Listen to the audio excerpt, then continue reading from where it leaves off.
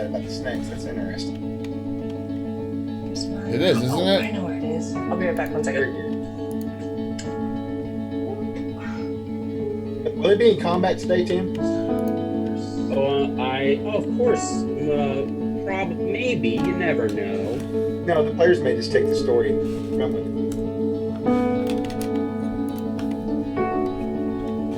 You never know. They're the underdogs. Aha!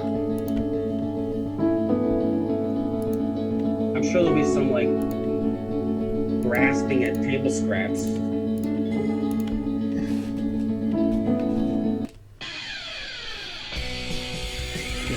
Getting things all tested up here.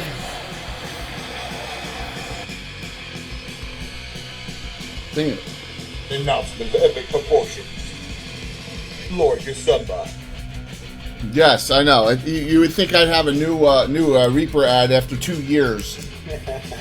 Or a new Troller Games ad after, you know, but I don't. So, there we go. I got that job in.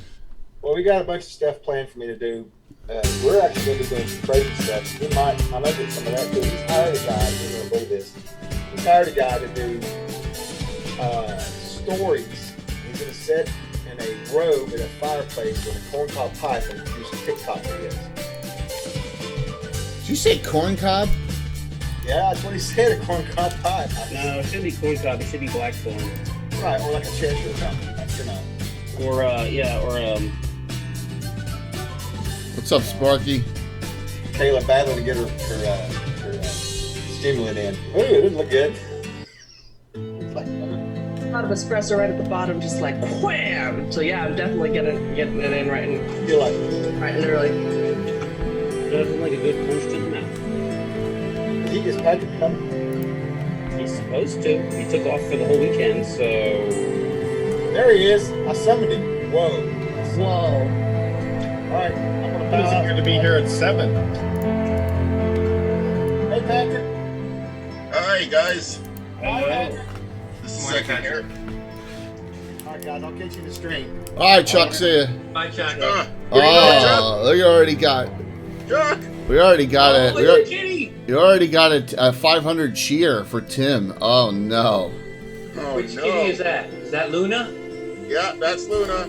That's funny because I have a Stella and he has a Luna. Oh my gosh, that's wild. We need That to Luna is not happening. Ow! Yes. Hit him on the cat.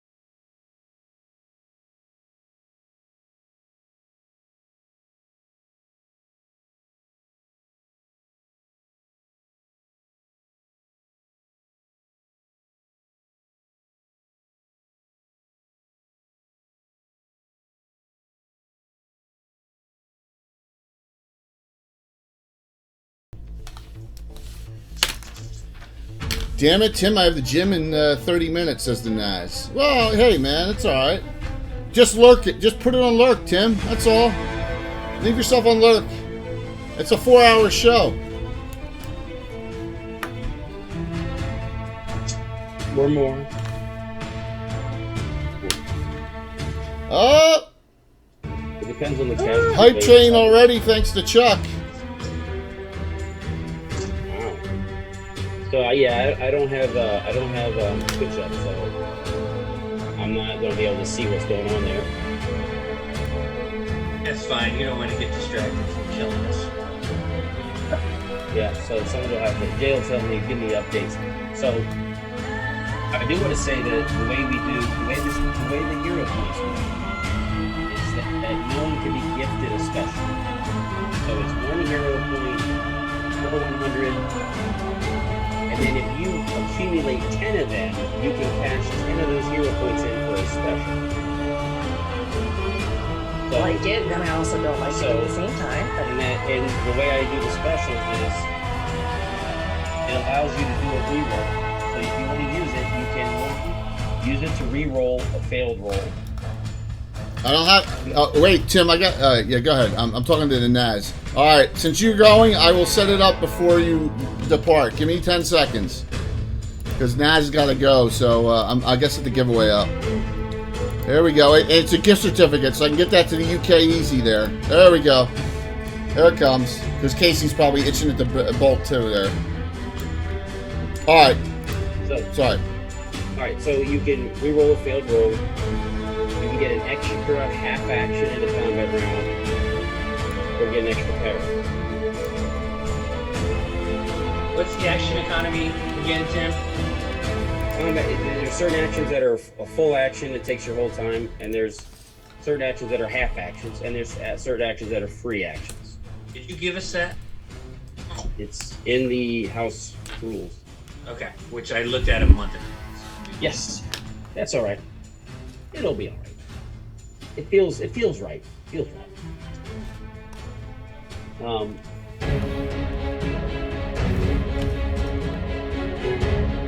Screen is starting.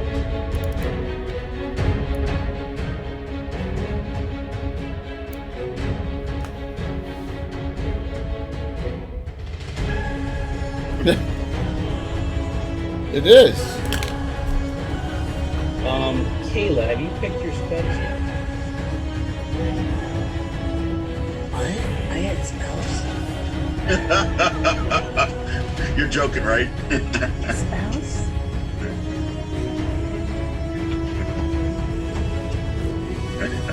No. Experience point deduction already off the So Phantom's asking about special hero points being used in the game. Oops. So yeah, I hit the wrong button. Wrong button. There we go. All right, Phantom. The hero points are they can get 1 for 100, and then once they accumulate 10 regular hero points, they can cash those in for a special.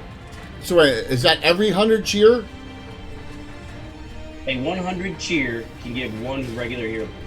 Okay, so right now we already have 1,300 in cheer, so we got 13 regulars out there already. All right, for the DM. Well, 5 are for the DM from Cannibal. The other, the other 8 were from were not. The other 8 are all player. All right, so what I'll do is give 2 each. 2 each right now. Yep. So, yeah. So there you go. Kayla just got another 1,000 from Rob. So. What? Yes. Aww. Yeah. So yes. Awesome. Tim, I see in your half actions you have aim. Do you always have to aim for ranged attacks, or is that something special? No. Yeah. If you spend normally a bow gets 2 shots a round, right? So because you're proficient with bow, you have rapid reload, which allows you to fire twice a round. So it takes a half action for each shot. If you spend a half action aiming, you get a +2 to your roll. I'm gonna spend those 10 to make a special. That's Well, not right. Isn't that special? So I get 1 hero or 1 regular, 1 special. Yeah. You have 2 regular and 1 special. Math. Thanks.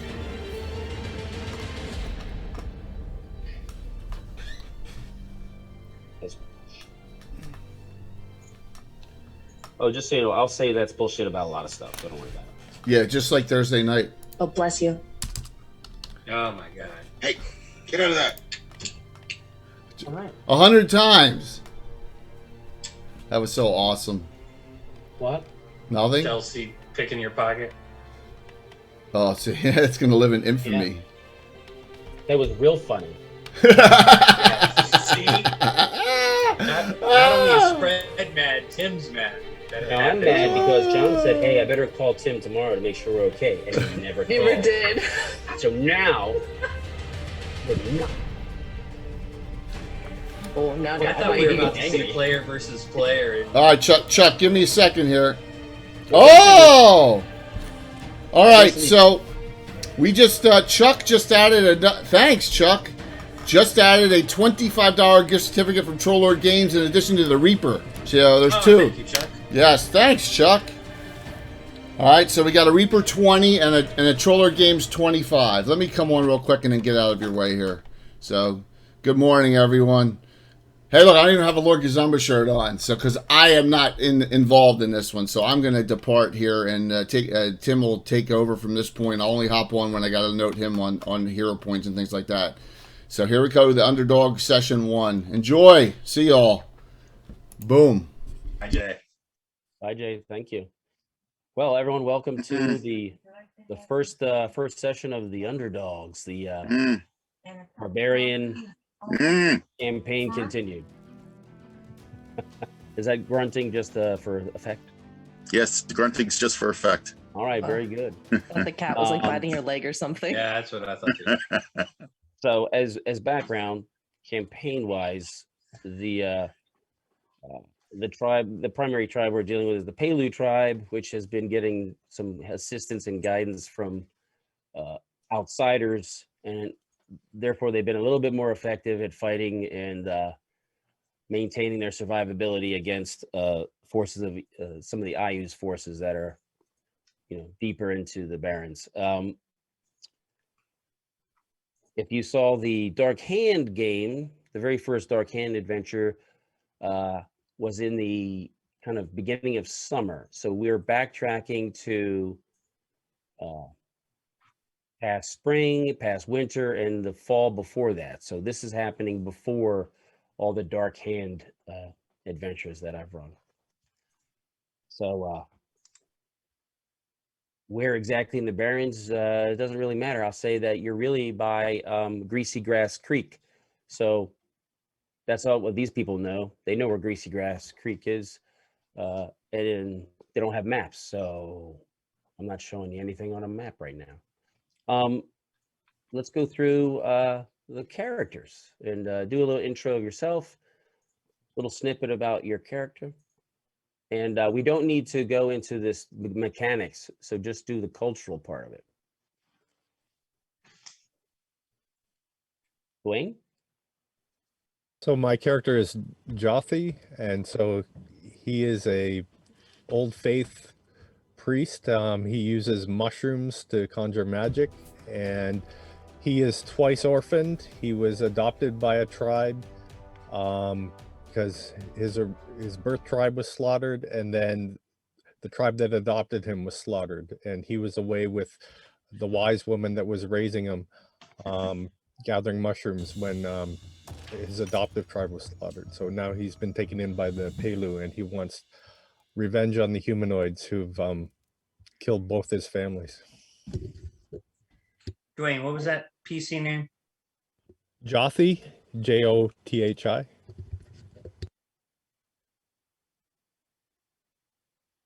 Casey? Hi, everyone. I'm Casey. Today, I am playing Tokala Ranyu. If you speak Flan, Tokala means fox. And if you speak Elven, Ranyu means fox. So, paired together, he's Fox, which is kind of a way of saying like little fox in Elven. That's the way I've put it together for that. He's not secretly half Elven, but he also doesn't broadcast it. He's from the Felry Forest. He is the son, actually, of my living Greyhawk PC, I have decided in the backstory. And she had met and fell in love with a rover crazy dog warrior, helped nurse him back to health, that kind of stereotype trope.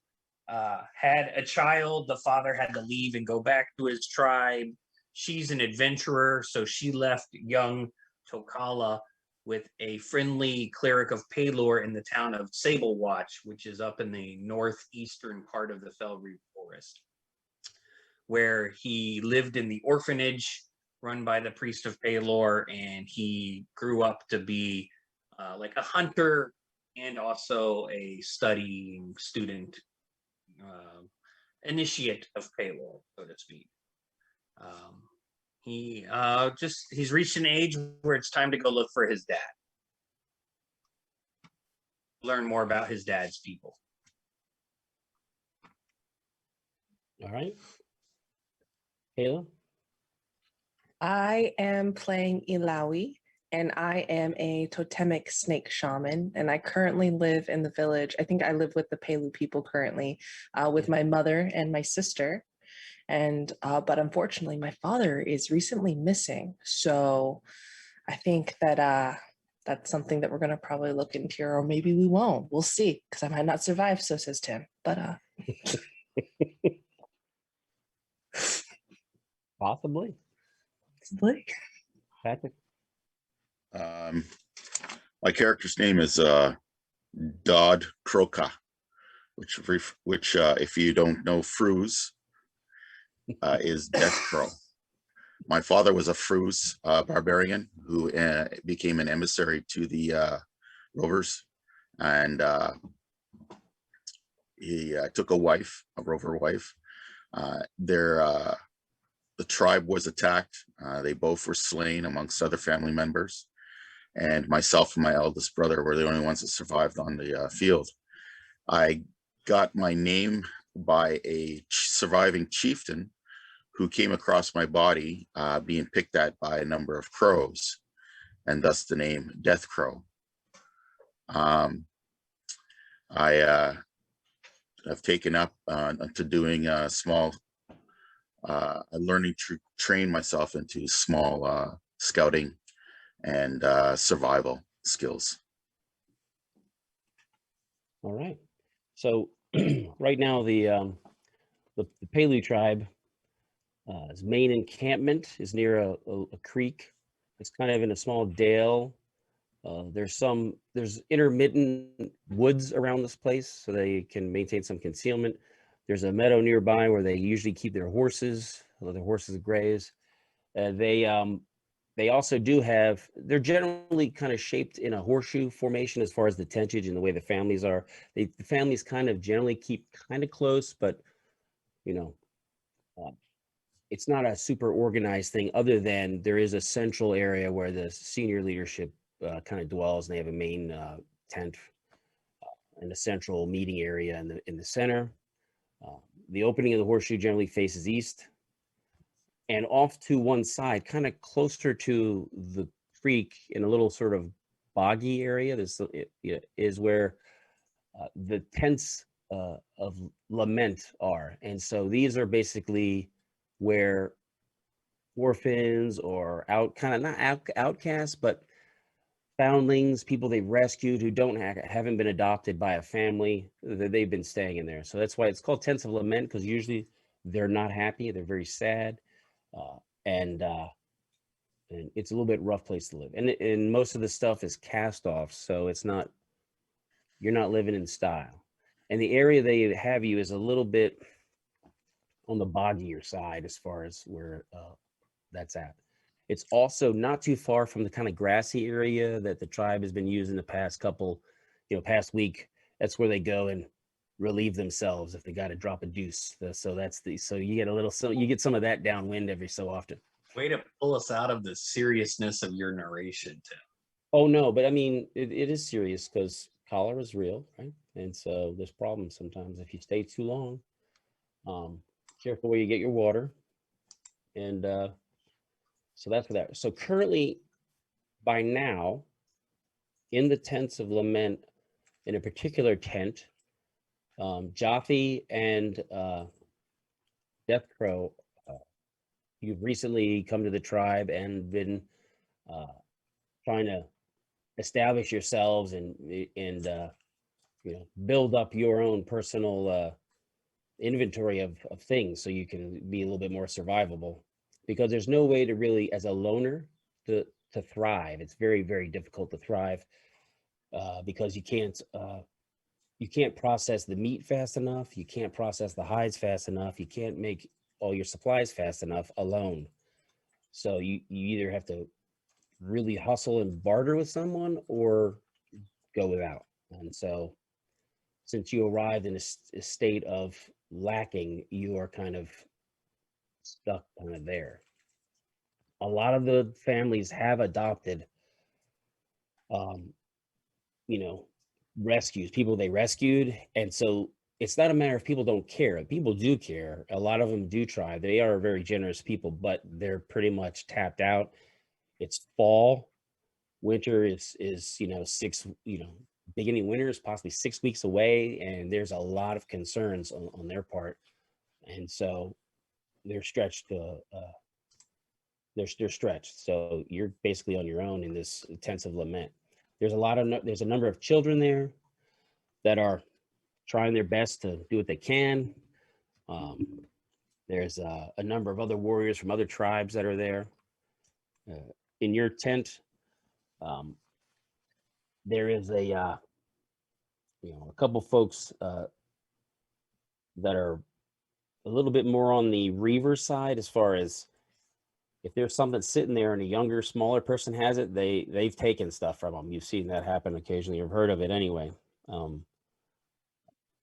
The senior person who kind of deals with you, the only chief that's ever come over has been a chief called Tall Bull. And he kind of will sometimes say, hey, I need people to go do this. And if you go do these things, then they feed you. So that's what they've been doing a lot of. And so recently you have been going and getting branches that are very fibrous, shrubs and bushes that are very, very fibrous, that people will strip the bark off of and make cordage out of so they can make ropes, because that's how you make rope. Someone's got to twist those fibers to do that. And so Joppy and Deathcrow, that's what you've been doing. And you've been fed thus far. So there are no more of those bushes in the nearby area. That's how effective you've been. All right. Casey, you are probably, you're told you're about a day out from the main encampment of the Payloop.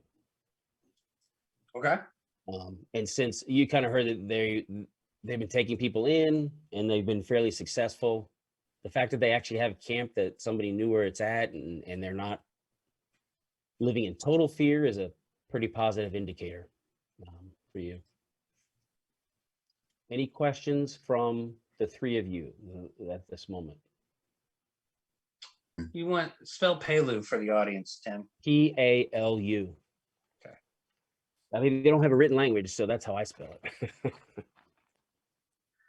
I'm looking at trying to acquire some more arrows. So even if I'm like I make as much of the day as I can. Once we're done collecting the respective fibrous trees and stuff like that, I would like to offer my services to the Fletcher of the tribe to help them, like, with gathering firewood, looking for, when I'm out there already cutting wood, looking for specific branches or of other trees that he may. What's your intelligence? 12. 6 arrows isn't enough, Patrick? I know, right? No, I missed a lot. For the audience, Tim started us with like 6 arrows. So, oh, I forgot to mention, They're handmade. Tokala is accompanied by a trained dog named Coyote. Right. A hunting dog. Yes. Hunting dog. That he has raised from puppyhood. We'll see how disciplined it is. All right. Okay. So when he does, like, if he does take me up on that offer and I get specific types of tree branches for him that he likes to make shafts of the arrows out of and stuff like that, and like any birds that I might find. I'd like Well, to take some time out with them and begin to learn the basis for fletchery. okay. I will say that you have in your getting the specific ones for cordage. You've also seen some. You've got a few other branches that are usable for arrows that could be made into arrows based on your experience. You're not skilled at doing it, but you know that it's the kind of things that they use. So you've gotten some of that you could try to trade to them when you have a chance. Okay. And there is no like Fletcher. There's a lot of people that do it for themselves.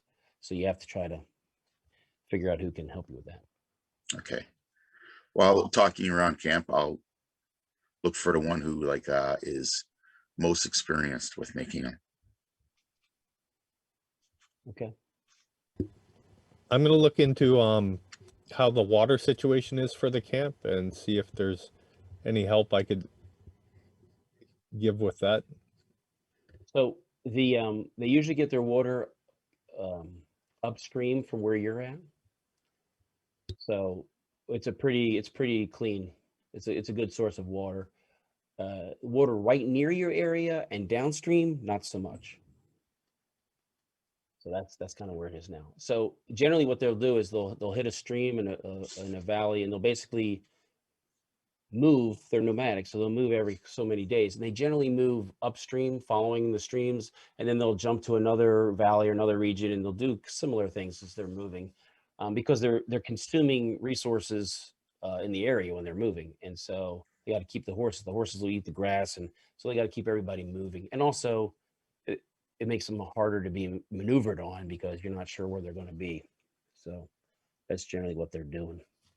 They try to pick a very good, secure location for their winter camp because they don't like to move in the winter. Quite difficult. So, anything else right now? I'll tell you that meteorologically, it rains about a third of the time this season. It goes from the 60s down into the 40s at the coldest point. So that's the kind of the range it's at. So quite uncomfortable if you're in the rain at 40 degrees, very uncomfortable, and possibly dangerous if you don't have shelter or you're not active keeping warm. What's the weather like today? Weather is overcast with a chance of rain. 33% chance of rain, as it turns out. 33 to 36% chance of rain. I am going to spend some time making some arrows as well then, because there's no point in going out and foraging if it's possibly going to rain. Okay. All right, so that's what you're doing. We're going to cut to the evening now.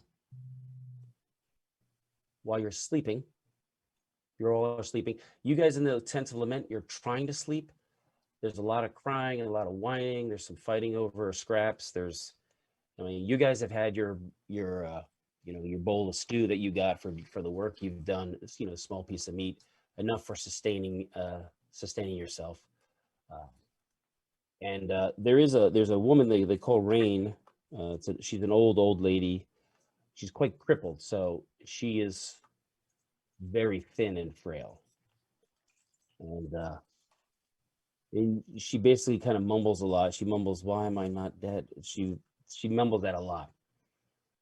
She's feeling very wretched and miserable, and she's in the same tent. And if I can take some of my meal that I get, I'll partition a little bit off for her and bring it to her and say, "Here, I'm not hungry anymore. Would you like some of what I have left?" And so she'll take it. She has sort of you're a warrior enough to know she's got some survival guilt. She has loss of loved ones. She has loss of tribal and family and all that going on. So she's quite upset. And so even though she probably longs for death, she just still takes the food and says thank you and chews on it with her, 8 teeth. Kayla, while you're sleeping in the tent of your mother, Your mother's name is Violet Flower, with your sister's name is Precious One. That's the translation. And you know, you have both, you have sleep bundles, so you guys sleep fairly comfortably. Because of your skills, and your ability to forage, you guys have been managed to eat mostly a vegetable diet, unless you've traded for something. But you guys you're not starving. And you have a dream. You kind of enter this hazy state. There's like a hazy fog, and then as the fog kind of clears, you see you're basically in what looks to be like a quiet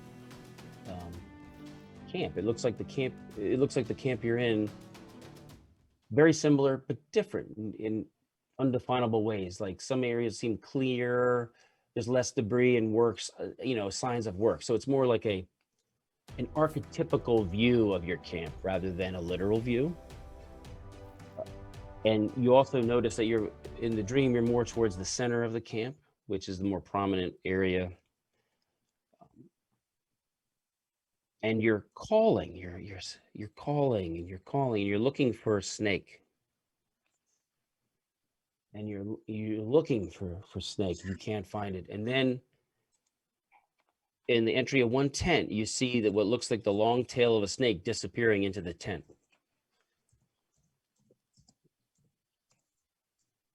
I run And after it. The tent, as you get close to it, you see it is very shoddy and kind of dilapidated. It's not looking that great. And you look in the tent and you see a snake that looks impossibly long.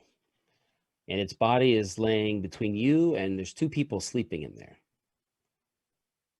And one of the people sleeping kind of stirs like in their sleep, and the snake kind of launches forward and coils around, and the person there it's a girl, coils around her. She like starts awake, and the snake prepares to bite. And then you're actually ripped from your dream by a sound of a scream in your tent. You sit up. It's very dark. And there's some light coming in, so it's close to dawn. And you can see that your sister is laying there. She's awake. She's very pale looking and sweating. And she's not moving. And your mother's like, precious one. And your sister is laying there, and she just basically looks without moving her head at all. And her mother comes over, and she kind of pulls the covers kind of back, and then recoils in horror. It stifles a scream, because around the neck area of your sister is a small coiled snake that's like, enjoying the warmth of that area, kind of, in the crook around her right here. And you can see right away, the hairs on the back of your neck stand up, and you're concerned because it's a snake viper, and it's poisonous, and it's a fairly young one. And, they're known to be aggressive. And because it's young, it's undisciplined with its venom. Usually little young snakes, when they bite, they drop every bit of venom they have, because they don't know how to kind of tag the target just so. So your mother's like, she looks at her, and then she looks at you, and you can tell she's angry at you. And she's like, do something.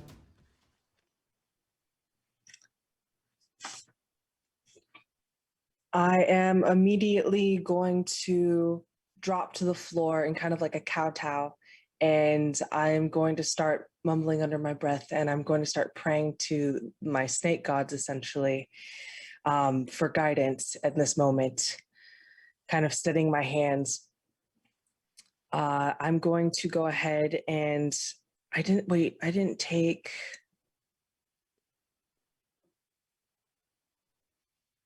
Oh, chicken butts. So you're actively praying, is what you're saying? That is correct. Okay. And so your mother is she's like too scared to get close to it, because it's right around her daughter's neck, and it's right around her favorite daughter's neck, and your sister is like obviously terrified, and then you're sitting there praying, and then you hear your mother gasps, and the snake starts moving, and the snake basically just kind of moves, crawls, and then goes under the tent and goes out. So the And entire time so- I didn't lift my head. I was just like kowtowed the entire time, just like forehead to the dirt, just praying. All right. So so as soon as that happens, your sister's like, thank you. She's saying thank you. She's like terrified. And then right when she's saying thank you, your mother's like, get out. And I'm so just distraught at this point in time. Like I know my relationship with my family and how they feel about my powers. And I'm gonna do as they wish. I'm gonna go ahead and just separate myself from them in this current time. I'm gonna go ahead and grab my sack, and I'm just gonna go out into the nearby forest and just start foraging. It's usually what I do. As you're gathering your stuff up, she's like, you and your evil snakes, you're twisted. Why can't you be like your sister? And I'm just in the entire time, I'm kind of just nodding my head. I don't say a word. It's just kind of like, I understand. And I'm just grabbing my things and I just kind of walk out the door. We lost Wild Wind because of you. You're complaining. We were all hungry. And with that one is what made him go hunt during that storm. And now he's never come back. So she's blaming with that you one, for... I actually flinch away like physically from her words at that one. And I run out the door. She doesn't want, I won't let her see me cry. All right, so you grab your stuff, and it's a mess. So it's kind of half dark, and you didn't pack anything up. So you're kind of stepping out with, with all your stuff. There's a few things you forget. She throws them out of the tent, and as you kind of come out, you see there's a man on a horse that's coming riding up, and he's one of the Red Shields, which are the warriors kind of tasked to maintain order in the camp. And his name's White Crow. You know him. And he's like, whoa, what's going on here? And am I your mom familiar with comes them? out Like, are they aggressive towards us at all, or are we in good no. relations? They're I mean, there's different personalities, but they basically are kind of find out what goes on. Whatever if they assign a punishment or a discipline, it's legit. That's what you do. There is no argument, or you will, you could be, horse whipped, or you can get, smacked around or whatever if you disobey them. So they have a lot of authority, but it rotates, so they know that it's a very serious responsibility they take seriously. So it's not usually one that people are like bullying. That's not the type of people that usually get selected to do this. What was his name again? White Crow. And Thank you. White Crow's like, what's going on? And your mother comes out and she starts just going on and on and on and on and on and on, kind of, the same sort of stuff she was saying. And he hears her and he's looking at you, and then he just kind of goes, silence. And then right when he holds his hand up and says silence, she just immediately shuts up. And then he looks at you, is this true that she cast you out? I don't even say a word. I just shake my head and It's like, this is very serious. You have to depart her, Kent. You have to leave. You understand?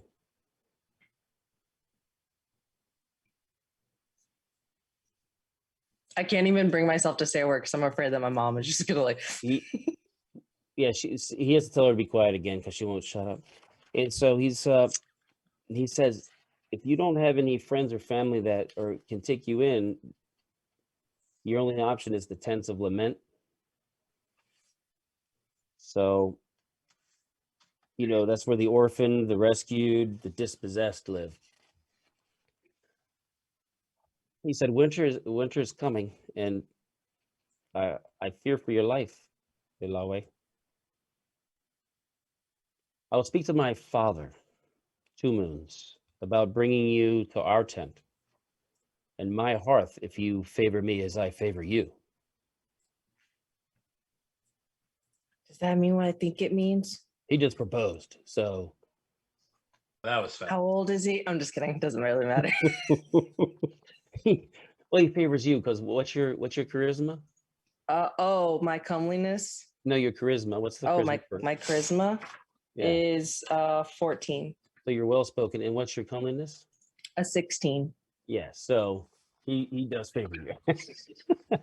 I'm actually going to, in this point in time, again, pray to my gods.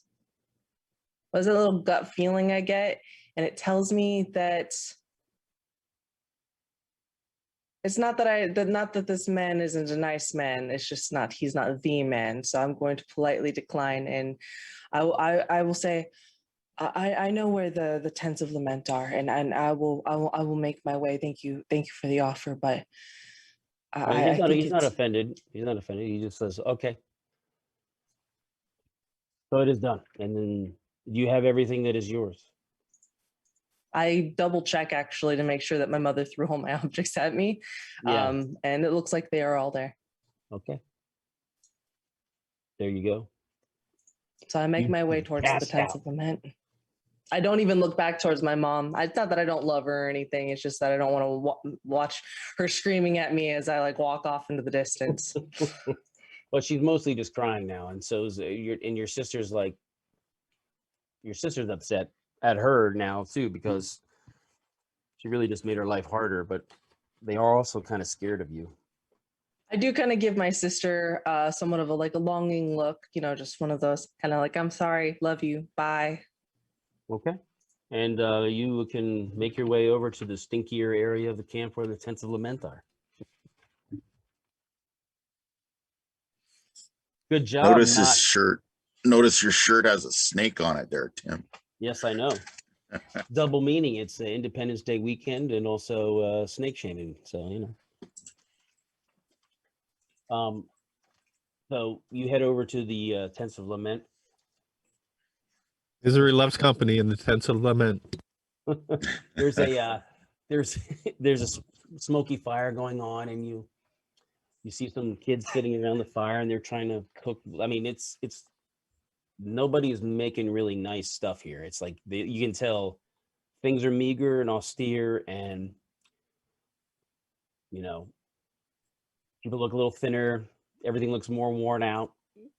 Some of the tents you're going to, you can tell the tent was either mauled by a large animal or cut. And so it's been kind of haphazardly partially repaired. So that's kind of what you're looking at. There's about 5 or 6 of these kind of quasi dilapidated tents around. There's about 2 or 3 fires here. One of the fires looks more orderly at one of the tents. And there's actually a guy there that actually has a horse near him. He has a horse kind of tied up. And he's sitting by the fire, and he looks like he's just staring into the fire. You haven't seen, Ilawe, have not seen this guy before. Jothi and Death Crow and you're coming out of your tent. You can see he must have recently arrived, maybe in the night. Yeah, I'm going over to the fire and brewing up a mushroom tea that I'm gonna share with Rain, and offer some to Death Crow as well. You and your mushroom tea. It wasn't so palatable. I wouldn't Nourishing accept. though. Hunger is the best sauce. It is. So this guy, he's dressed differently. He's wearing he has a kind of a cloak robe sort of thing made of wolf hides that's kind of thrown open. And he looks like he's well appointed. I mean, he has a lot of stuff that looks pretty fancy. Like he's a very, very successful warrior. You can tell this guy has been very, very successful. This better not be Casey's character. No. I don't have a horse. So you're brewing the tea, and Ilawe, you're making your way over it. You guys are sitting there by the fire. You see someone you've seen in the village before, but you don't really know her. And she's coming over with a kind of a bundle. Seems partially ordered, and she's walking towards the tent. So you see those people there by a fire, a couple other tents. What do you do, Ilawe? I do know that these are the tents of lament, though, like this general area. Okay. So, does he look like he's kind of in charge, or is he just standing about? The guy with the wolf skins? The one No, with the horse, yeah. Yeah. The horse is tied behind him. He's sitting by the fire. I'm sorry to disturb you. I was looking for a place where I could put my things. I'm going to be staying here at the Tents of Lament from now on. The Tents of Lament. Mhm. I too am looking for a place to stay, and I have just arrived. That tent looks like it still has people in it. There's a lot of snoring and farting from these other ones, and some fighting. So that one might be your best bet. So apologies. You're new here. I'm sorry. Yes. Just arrived from the north. From the north. And then this is the same fire that Jothi and Deathcrow are at. And so he's just pointed her towards the tent that you're in with the granny and a couple other people. Yeah, I offer her some of the mushroom tea and say, yes, there's an old woman who she could maybe use a female touch for company as well. Who's in the tent. I thank you, and I take the cup, and without him noticing, I actually kind of like sniff it like real quick to see if everything's good. Check. I actually look at the mushrooms inside of it, make sure that they're not like poisonous, psychedelic, and or any other type of drug. You have identified it as edible flora. Okay, and then I will turn back once more, nod to him, nod, pray, and then go ahead and begin to drink the cup of tea. And I will say, I'm Malawi, and I was hoping that I could stay with you all here in the tents. I've recently just lost the roof over my head. I look at her garb.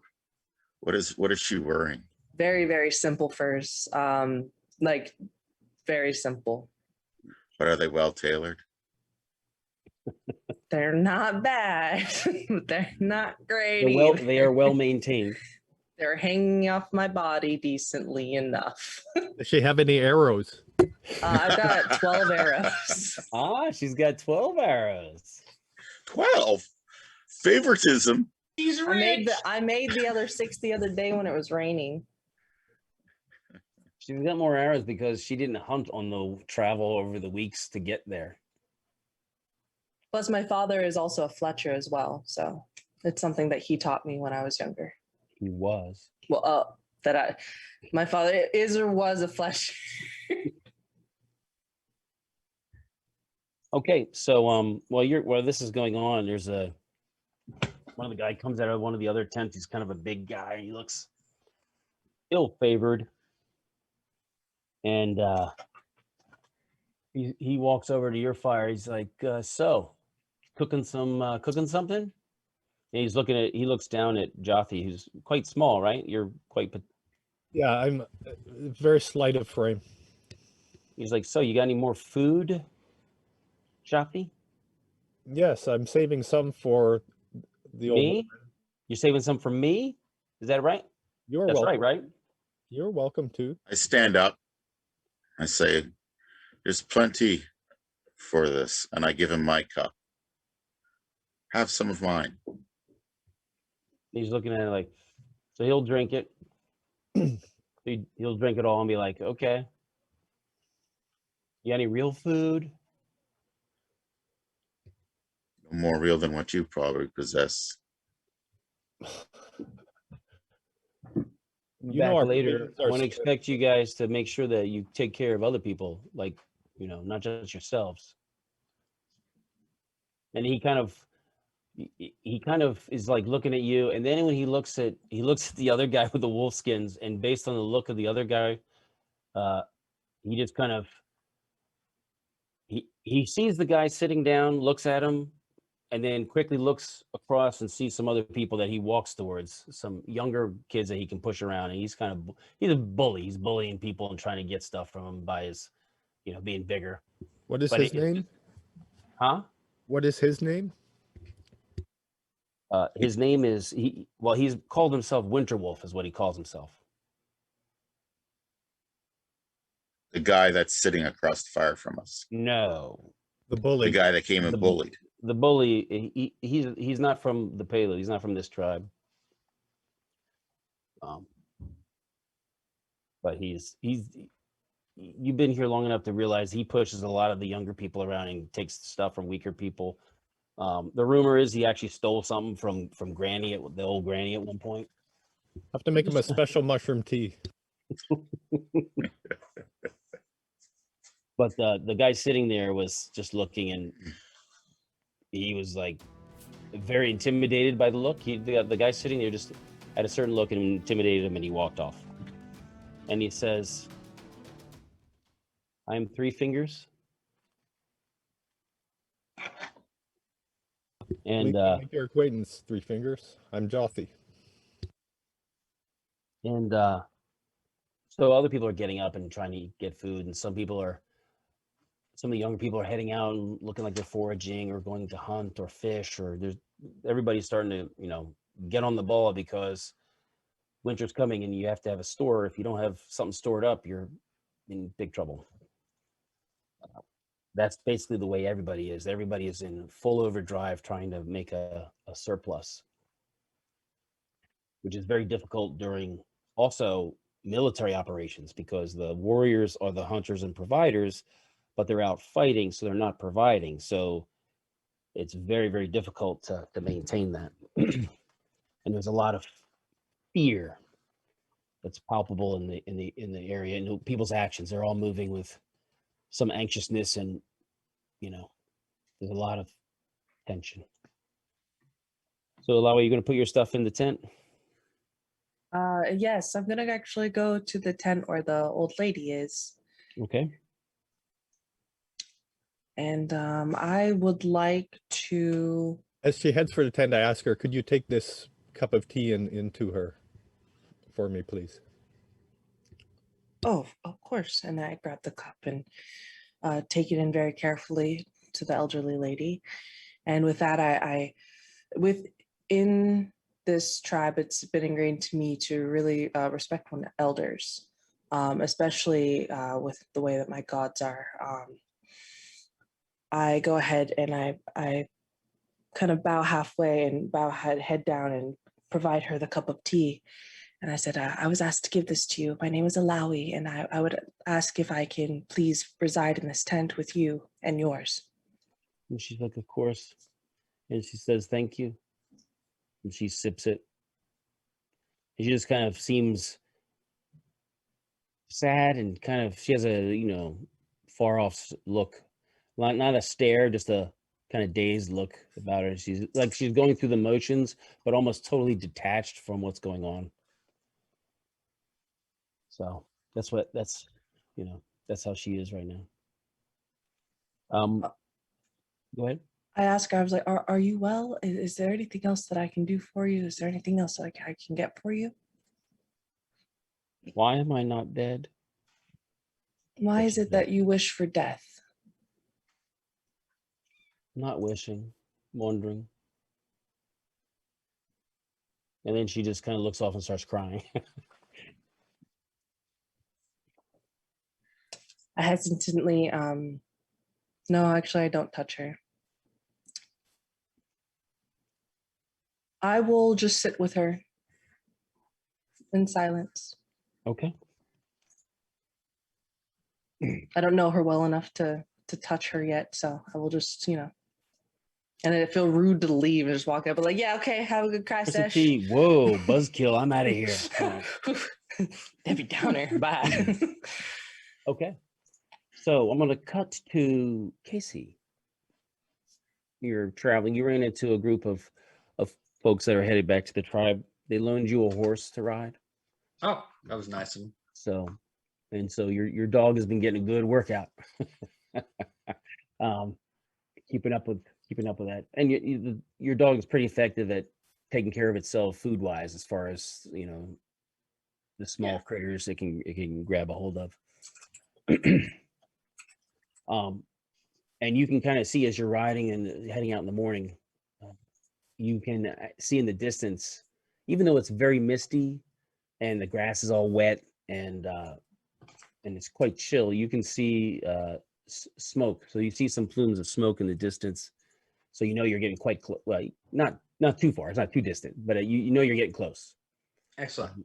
You can't smell the fire, but you can kind of just see it, and they're approaching.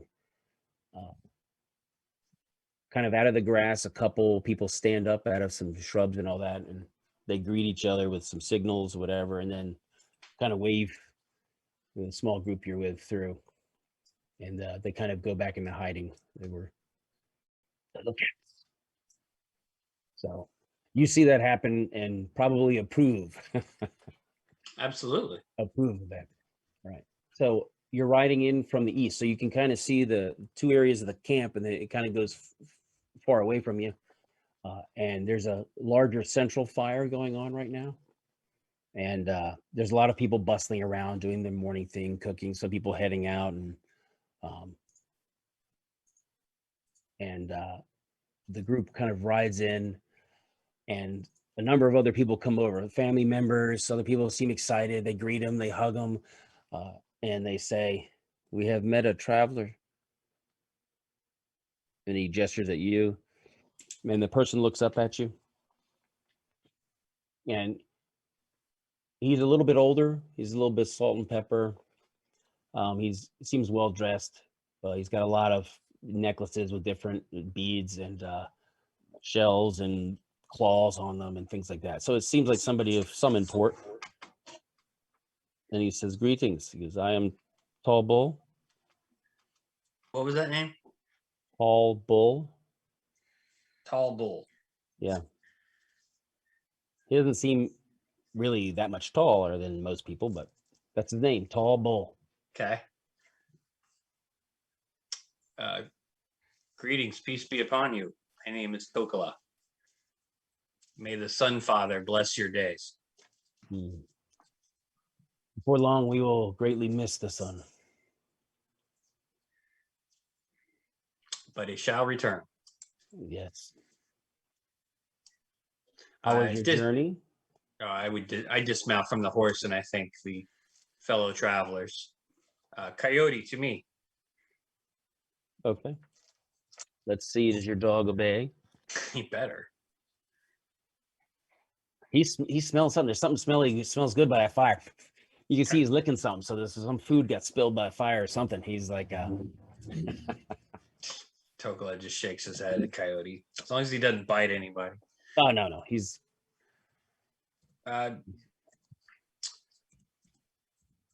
You are of the Palu tribe, correct? Yes, this is the Palu. The Palu tribe? Yes.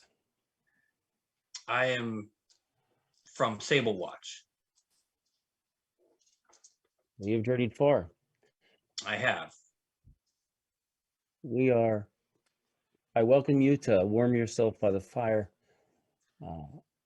Are you planning on staying? And That depends. I am searching for someone. there are many missing. Perhaps you know of my father, Pomaku, who was a crazy dog. I do not know, but I will make some inquiries for you. Thank you. I appreciate that. Perhaps in exchange, I could. Do you have any elderly or sick or wounded I might help tend to, or I can hunt? Coyote and I are quite efficient at hunting. So Yes, that we can earn our hunters. keep. Able hunters and warriors are very welcome here. For the audience, Tokala is wearing leather armor, and he's got a short bow, 6 arrows, a hand axe, knife, small helmet. So, backpack. Looks pretty woodsy in the grand scheme of things. But a holy symbol, obviously, of Paylor out. Wooden, like hand carved. And the more discerning observer notices how the way everything fits and he's wearing it, it doesn't rustle and make a lot of noise. It seems like some thought has been given Thing- to Things are not tied rustle. down with twine and whatnot. So He is not clanking around when he moves. Very good. it's a sign of professionalism, and to those who are discerning. To other people, they don't notice. So he says, please warm yourself here. Do you have any holy men or women that I should introduce myself to? Yes, they will probably see you here shortly. Okay. There are many people doing many things. So he he's talking to other people about taking the horses to the meadow, and he gives some other instructions. And he kind of walks off towards the larger tents that are in front of you. And you see a number of people coming over to the fire. Some of them are wearing obviously more ceremonial type clothing. So you can tell that they are some of the wise men of the tribe or wise women of the tribe. Okay. And they I'm seem to be actively just looking for holy symbols of Flan gods, in particular Palor. okay. You see quite a collection of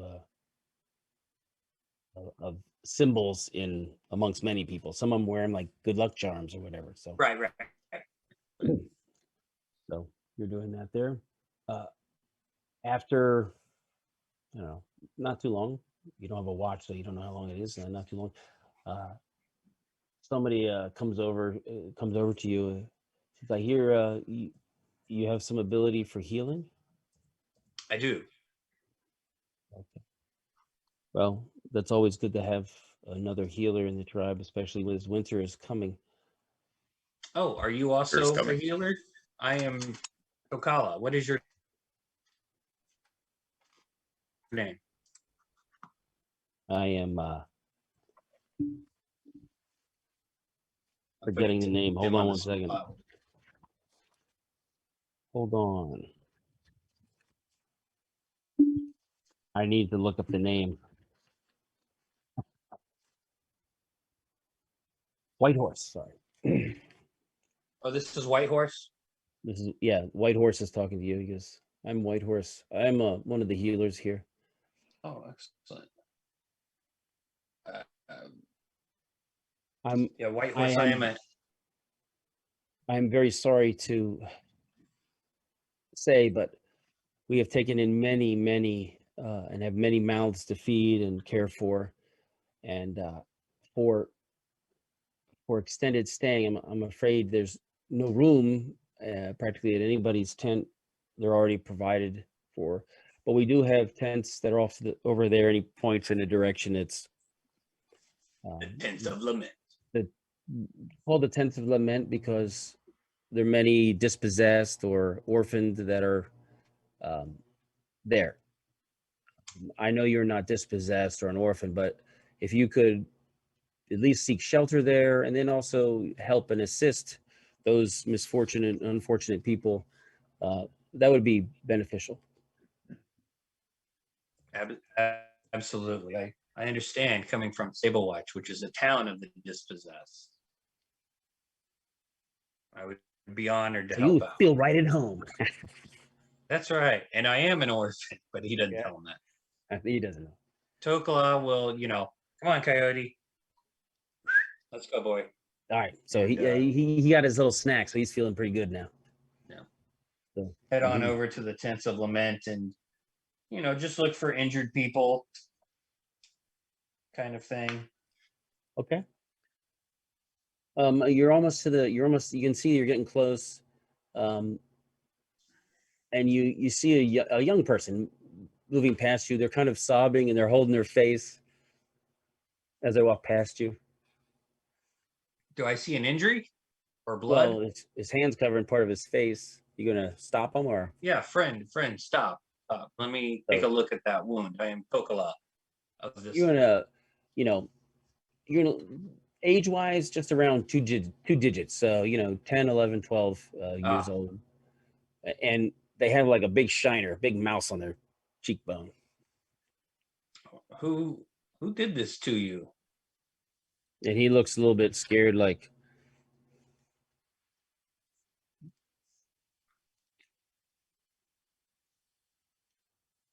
Well, Winterwolf did it. Let's take a look at that. Make sure it's not. Yeah, he Oh, I'm doesn't have sorry, I a. couldn't He hear you, does. Tim. There was lag. Oh, that's all right. He said Winterwolf did this. You can check Winterwolf. him out. You can feel it. He winces, but you can see the orbital bone is not broken. Okay. So, well, that's good. This looks like it will heal on its own. Why don't you, can you see Winterwolf? Can you point him out or describe him to me? Yeah, he's the one who's probably cooking the bird I found. Oh, he took a bird from you? Yes.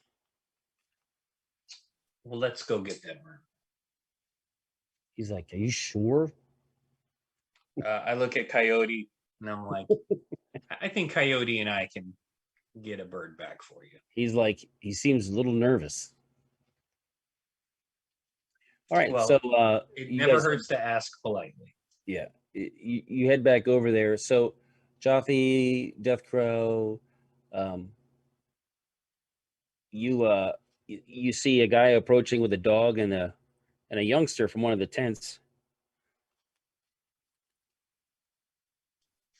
I'll just watch Okay. quietly.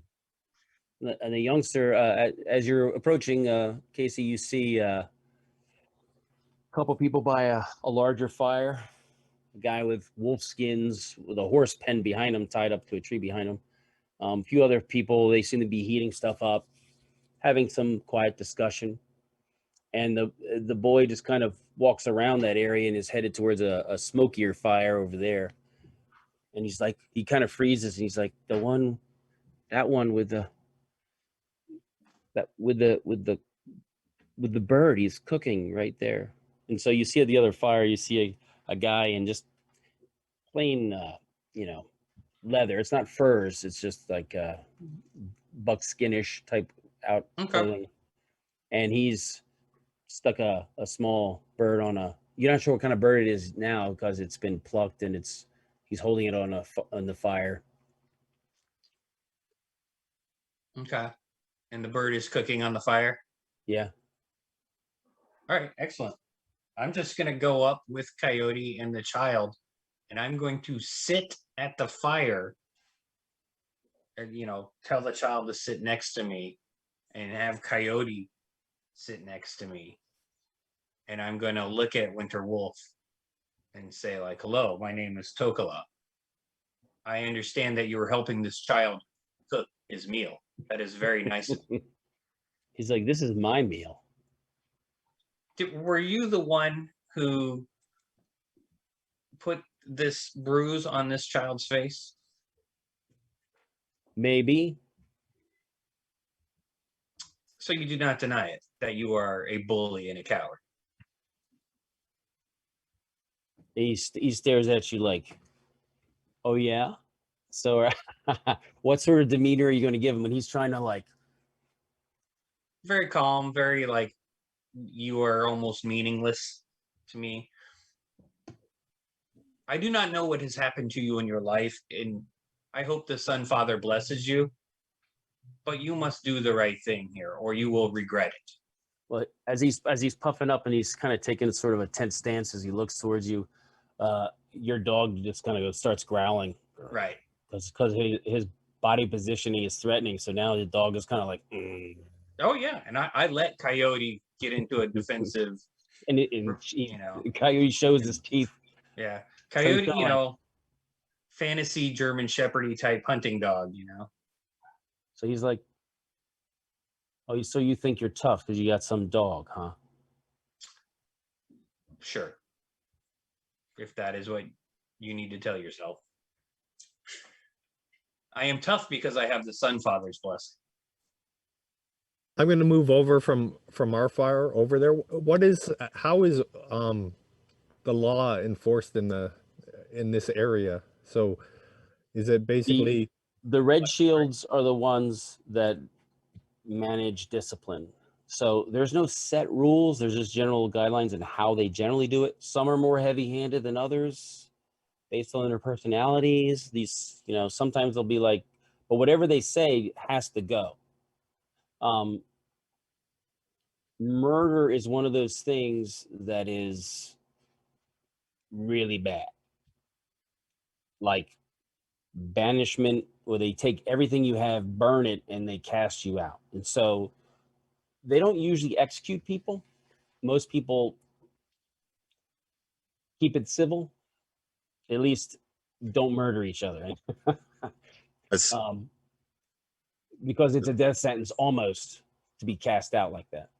as soon as Jothy decides to step up and get involved with this, I would like to silently move in shadows to a strategic point behind, like at an angle, sort of behind Jaffe, and wherever he's going to be standing with Bully Buddy. Okay. So that if Bully Buddy decides to do something, I can intercede on behalf of Jaffe. Okay. 15. Oh, I rolled. Oh, okay. I don't let you roll because I don't want you to know if you're successful. Oh, okay. Right. Old school. It's cool. It's good. So, I don't know if Jothy notices you or not, but he seems focused on the turd that's by the fire being the bully. So he basically throws the bird basically in the fire and walks off. Thank you. As I pick the bird up and dust it Pushing off. around little kids is one thing. Looking at somebody who's just calmly looking at you like, I've killed people before. He's not challenging that. So he wanders off. I He's will, mad. though, always keep an eye out for him in case he's a future troublemaker. Like, I'm pretty Future sneaky, troublemaker. so I don't want other sneaky people to get the drop on me if he wants revenge. But I'm also not going to be too super paranoid about it. Mhm. But yeah, let's cook the bird and I look at what's the child's name? Paul. Paul. Paw. Paw. Got it.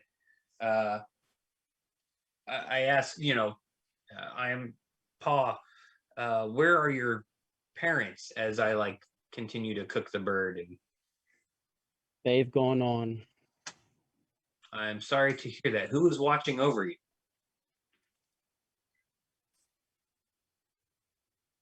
Me. No one is watching over you. I live here. This tribe seems very disorganized. There's many of us. I'm not from this tribe. Where are you from?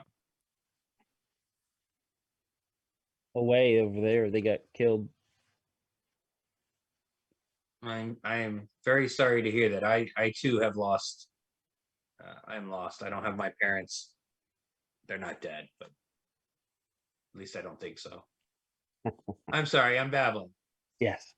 So when this is all happening, you kind of hear some sounds outside. So I imagine you would have checked it out, and you see the three fingers says, "Come, sit down, watch. Let's watch." How did you catch this bird? I'm very impressed, Paul. I threw a stick at it. I mean, it's a club. He has a club, right? And it's a throwing stick. Yeah, it's one of the earliest types of hunting weapons ever thought of. So. They haven't quite gotten to the boomerang yet. Right.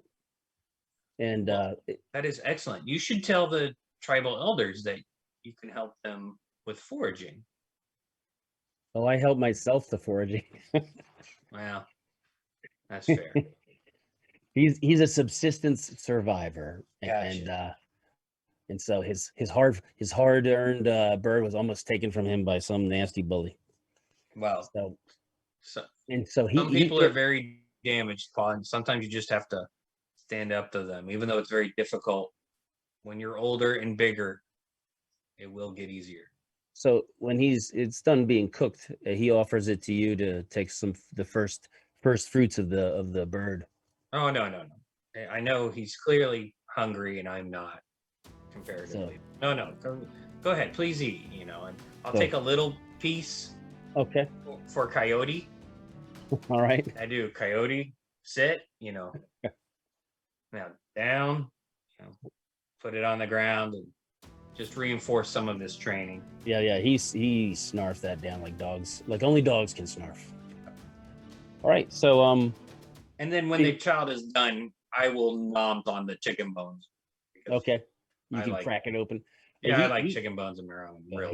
He eats most of it, but there's some little bits you can get the flavor from anyway. So if you return back to your fire, you can see Three Fingers sitting there with a little smile on his face. Who's Three Fingers? Well done. He just arrived last night. Oh, Traveler. Traveler. From the north. I look at his. Well, I don't know his name yet. But he'll come hello? over. He'll introduce himself. I'm Three Fingers. I'm Tokala. I'm answering the call of the Pelu on a spiritual quest. Arrived last night. I want to use my skills to further the fight against the Ayus. And I that is was why I'm told here. we should never say the name of the old one, Well, for it will draw his attention.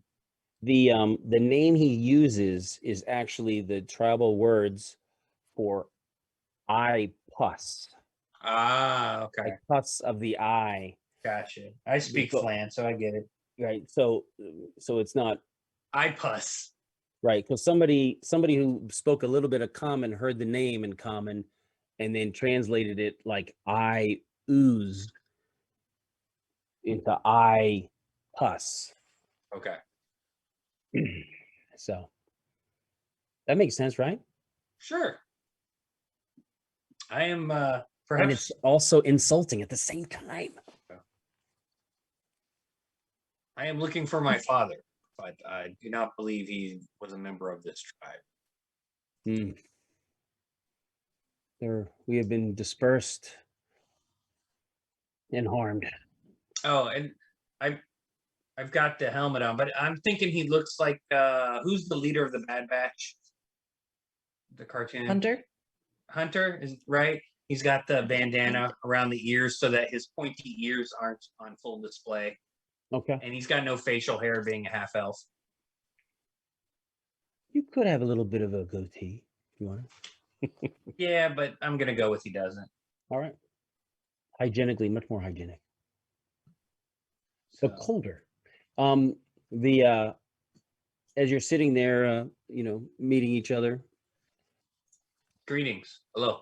one of a red shield comes over, and he's on a horse. He rides over, and he says, "Okay," and he gets down, and he basically kind of, with great deference, talks to Three Fingers, and he says, "The tribal elders have requested that you come and speak with them, sir."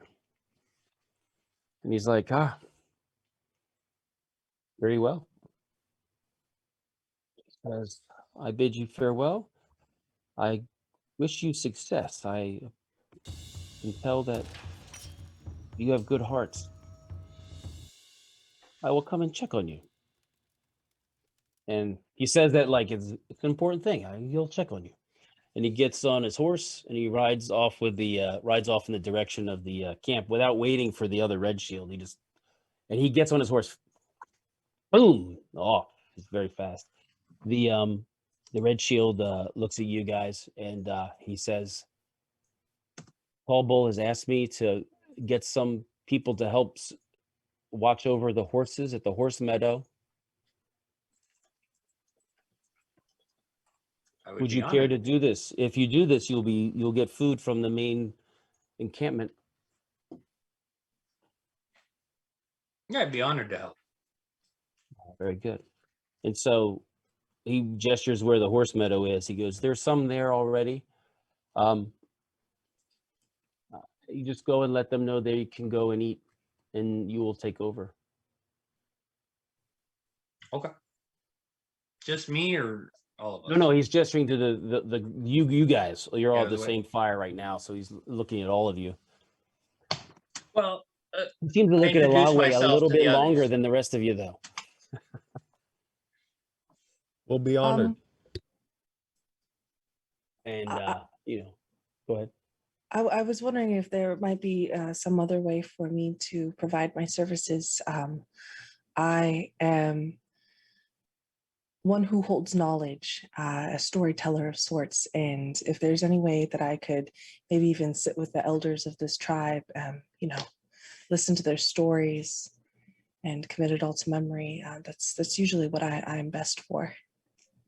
Well, Aoi, I know you. You can practice your stories with the horses. I don't know. I would like to hear these stories. So he She looks says, timidly down again and she goes, oh, okay. Your stories right. aren't good enough for people. Tell them to the horses. Boo. he's Burn. he was told to get somebody to go relieve the people watching the horses, and so that's what he's doing. And he doesn't get a say, so he's just like saying, and then he continues and gets on his horse and rides off. He got off his horse to talk to Three Fingers, not to you.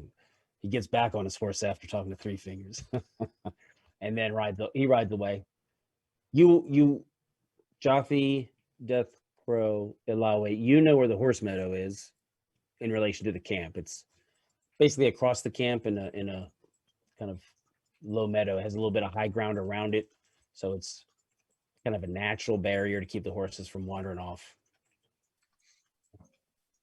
Okay, I grab my things, my sack and everything from the tent once more and make sure that I don't leave without it.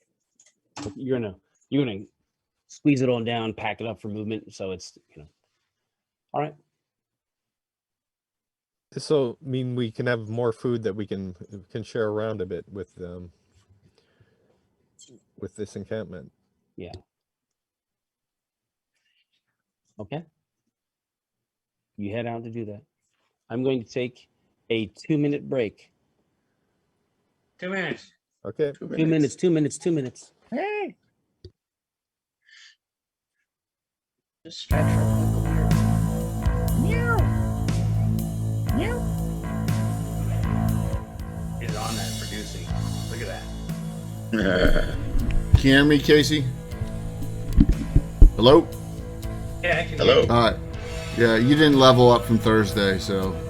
No, I need like 30,000 experience points or something ridiculous. Yeah, three characters leveled: Skarn, Tegan, and Chelsea in Cleric. Oh, I'm still protesting Tegan hitting 8 before Garn, but that's okay because scale is awesome. Yeah. Cool. All right.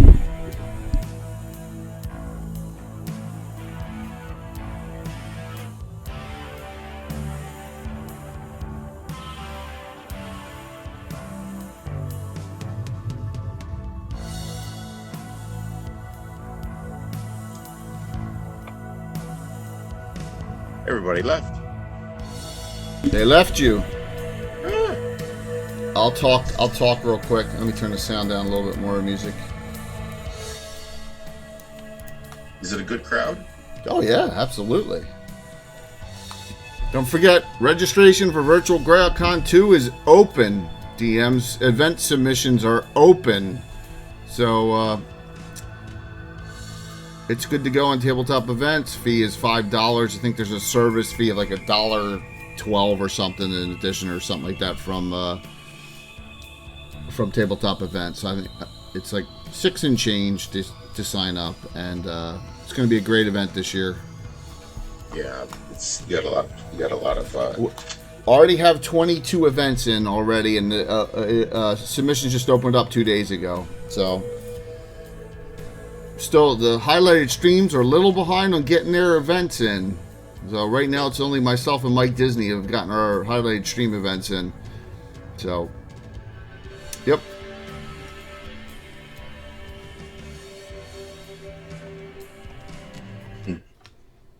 Where did Casey go? He probably had to go somewhere. Bailing out here, sound-wise. Boom. What you looking at, Kayla? Secrets. Oh no, I'm on screen. Secrets. It's L1. Secrets. Well, So I have all these ideas that I want to do for October, but I want to stick very true to like Greyhawk and stuff. So I have actually Caverick's Cove, and I also have this. I'll just show you guys. It's the Bone Hill module. I know. I'd run a part at Bone Hill. That would be awesome. I recognized So- the red clad individual immediately when I saw the flash of Yes, the cover. a Leonard classic. That's what I was thinking. I was like, I don't know what I want to do. You don't have yet. to run it all. I mean, you can run a part of it. Yeah, Bone Hill's on my wall of fame. So, yeah, Bone Hill's awesome. And I have post traumatic stress from L2. Yeah. Oh, well, yeah. Yes, you do. Yes, you do. You got it. Yeah. Jay killed one of my characters and dumped his body in the river. Permanently. Like never recovered, just disappeared. Dead. Fascinating. Because he went out on his own. He split the party. Split the party. You shouldn't naturally just kill people for that, Jay. You do it if the name of the adventure is The Assassin's Knot. Well, he didn't know that. I wasn't metagaming. You've trained me to metagame because of that. Yes. Yeah, we all saw that on Thursday night, where you wouldn't let it go with the stolen dart. That was so funny. Don't make me go down that road. How many magic darts did you use on Thursday night, Tim? All of them. I No. used 2. 3 were used. Yes. Yes. 3 of your 6 Yeah. Yeah. He had irreplaceable magic darts. yeah, bolts of Yes. power. Yeah, very powerful. Actually, you had a good streak though, where you said I think all 5 had hit, and you got 2 or 3 criticals out of it. Yeah. There was one good one. Yeah, I had a good Yeah. streak with it. Yeah. I'm just nomming real quick. So All right, I will be sound out here. What did Casey say? nomming. I made a sandwich. I turned my camera off so you don't have Oh. to see me eat. Okay, I always eat on camera. I don't give a crap. So feel free to turn it on. I don't care. I will Um, spare the audience that. Is Why, this are where your you- alien beast it comes out? alive? and- Are you eating live worms? I mean, No, he doesn't eat with his hand. He just like at the plate. Do you There's a regurgitate peanut on butter your and food jelly and make it sandwich into like in my pipe. and slurp it up? Okay. All right. So, the 4 of you are going over to the horse meadow. I'm going as well. Yeah. So 4 of us. I was counting like 5. Wait a minute. Oh, I counted myself. I can't do that. Math in public is dangerous. So you're heading over to the horse meadow. You can see there's a couple people kind of sitting in the area, a little bit raised area, looking into the little dell where the horses are.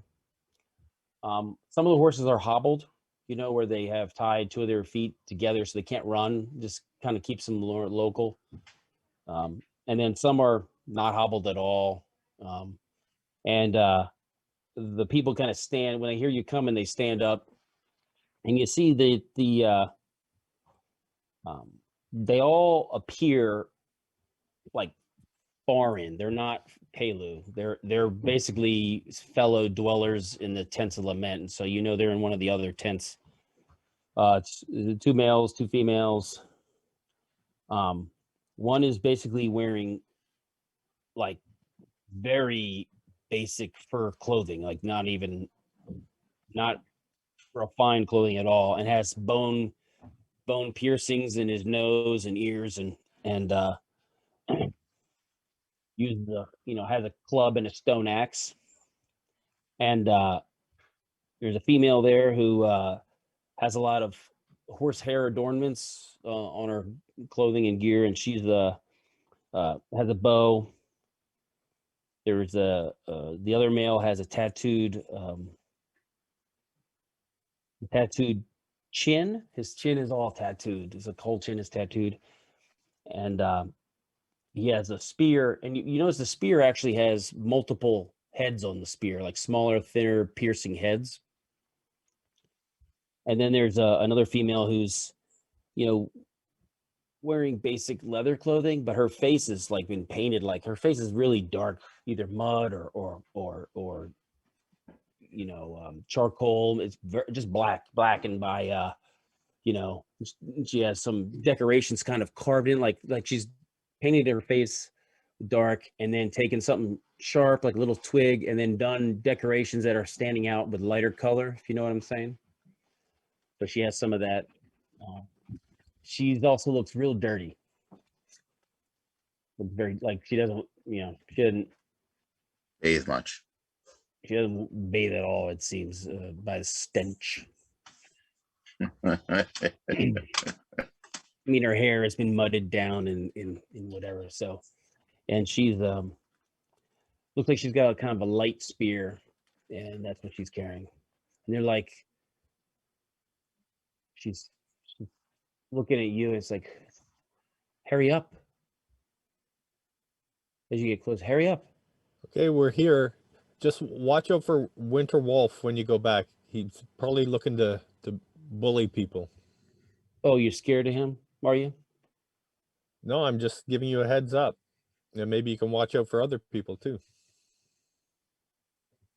Oh yeah. Yeah, I'll do that. And she wanders off. She's not a very pleasant individual, apparently. And they kind of get up and they seem to kind of scuttle off pretty quick. Okay. Like almost hurriedly. Of course, I mean, they're going to get some food, so that might be a reason. Since we're here, I'm going to forage for mushrooms, see if there's any growing in the horse dung. I will not drink your tea.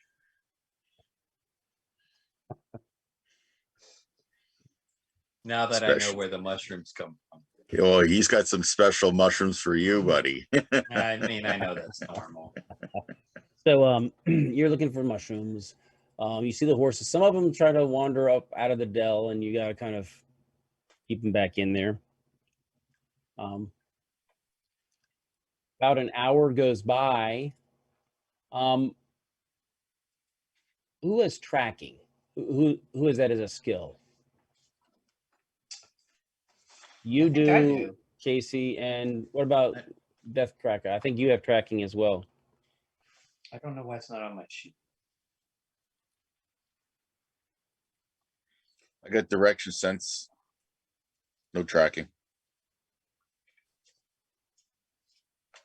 I thought. Oh, I sorry, I typed it do. on. Tracking outdoors. I know. Yeah. So as you're moving around, you guys pay attention. You can see where the horse tracks.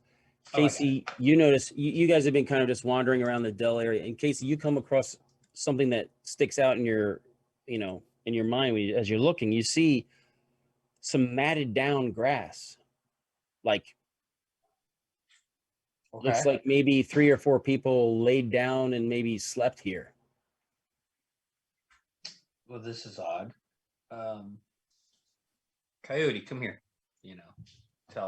Trying to get Coyote to pick up the scent. And then, you see a horse trying to move away, so you can keep going around. And then you notice something that kind of makes you, alarms you. There's a small dip on the edge of the side of the dell, and you see there's horse tracks, like leaving and going into the woods. Oh, like a horse got stolen? Like crap. multiple. I whistle at the guys. They say, like, hey, I believe some horses have been stolen. So right as you notice that, you hear some, other people coming over, and they're like, you can see there are some of the warriors from the tribe, and they're looking amongst the horses. They're looking for their horse. And they basically get around, and they're like, where's my horse? And you whistle, and he looks over, and he's like, where's my horse? I'm going towards the woods with Coyote. I'm following the track. I'll step up to him and I'll say, it appears that the horses were taken out into the woods. We just relieved a bunch of the earlier watchers there. They went to apparently to the inside of the camp for food. So you're saying it's their fault, not yours. You're the one who's supposed to secure the horses. We just came on. This has been done for a while. We've discovered this. We're the ones that are bringing it to your attention now. So I suggest you go back to the center of the camp and notify somebody like the Red Shields while we go into the woods and see if we can get back any of those horses. I will definitely do that. Or you can accompany us to see if they're nearby and we can recover them. He spins on his heel and he's like, "Ugh," he's headed back. He's pissed. And I'll take out my bow, string it if it's not already strung, Okay. notch an arrow loosely into its hold, and follow Casey into the or Tokla into the woods. Yeah, I turn and look back like, are you guys coming? Okay. Noticing that Kraka is stringing his bow, you're going to see Alawi just do the same. And even for her size, she's like small and frail. She actually strings it very quickly, just right up, and then knocks an arrow and begins walking with you. I try and grab the guy or call to the guy before he leaves. And I say, well, can you stay here and watch the horses remaining while we go and try and track down where these ones have gone? Well, there's a few warriors that came by there. Well, yeah, So if we maybe get you one of them to stay, so we're not abandoning the horses, right? Then Right. we're abandoning our post. So he whistles. He was with a couple other people. He says, "You guys will stay. I'm gonna go get the red shields. We're gonna Okay. find out." And he's mad and he wanders off. He's like, but you know, you're in a raiding culture. Tribes do this to each other all the time. Right. You So don't he's think like- that but he says, "Go get them back. out of And I'm character, gonna like you find don't the others, and I'm gonna make them get them back." So he wanders off. He goes back. He's perturbed. out of character, you guys don't think that like we'll need horses to, you know, like Follow you want horses. to walk into a forest, You want to steal someone else's horses? borrow. No, we don't need that. Okay. No. All right. Back in character.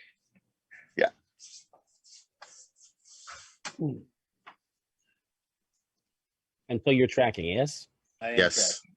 Okay. I'll follow up with the track too as well in case he They misses must anything. have left a really noticeable track because my tracking percentage is not great.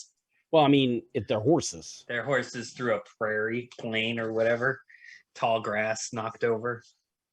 I mean, and remember, it's very wet out generally. So it's, Yeah. Because it rains every 3 days. yeah, it rains about a third of the time, so it's very wet. You both can find a trail. It's pretty obvious because it was.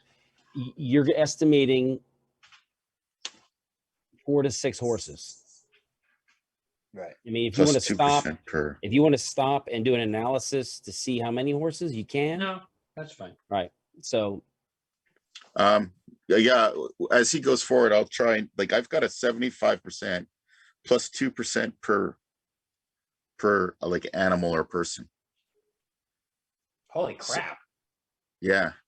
For outdoors only. Maybe I misdid my math. No, it's part of my my bandit what are you trying to do? He's Trying to taking deter- over the tracking. what he said. going over the tracks. I'm gonna do as you said. I'm gonna try and determine moving along. I'll take a minus on it, but still moving forward. I'm gonna try and determine how many horses. In reality, this is how you do it in reality. For like a human, you'd pick a 3-foot section because the average stride is 3 feet. You do Yeah. 2 lines and you count the footprints. That's how many approximately. So the horses, you do something similar. You're going to come down to you think it's closer to 5 than 4. So you think 4 Okay. is in the low end. So it's probably 5 or 6. 5 or 6 horses. Okay. Good to know. And So you're- hopefully Coyote Baby has picked up a scent. But Yeah. So Well, horses are pretty smelly. people are pretty smelly. So the coyote definitely is sniffing along with you, and it's not a hard thing to it's not hard to track them through the soft ground. 6 horses.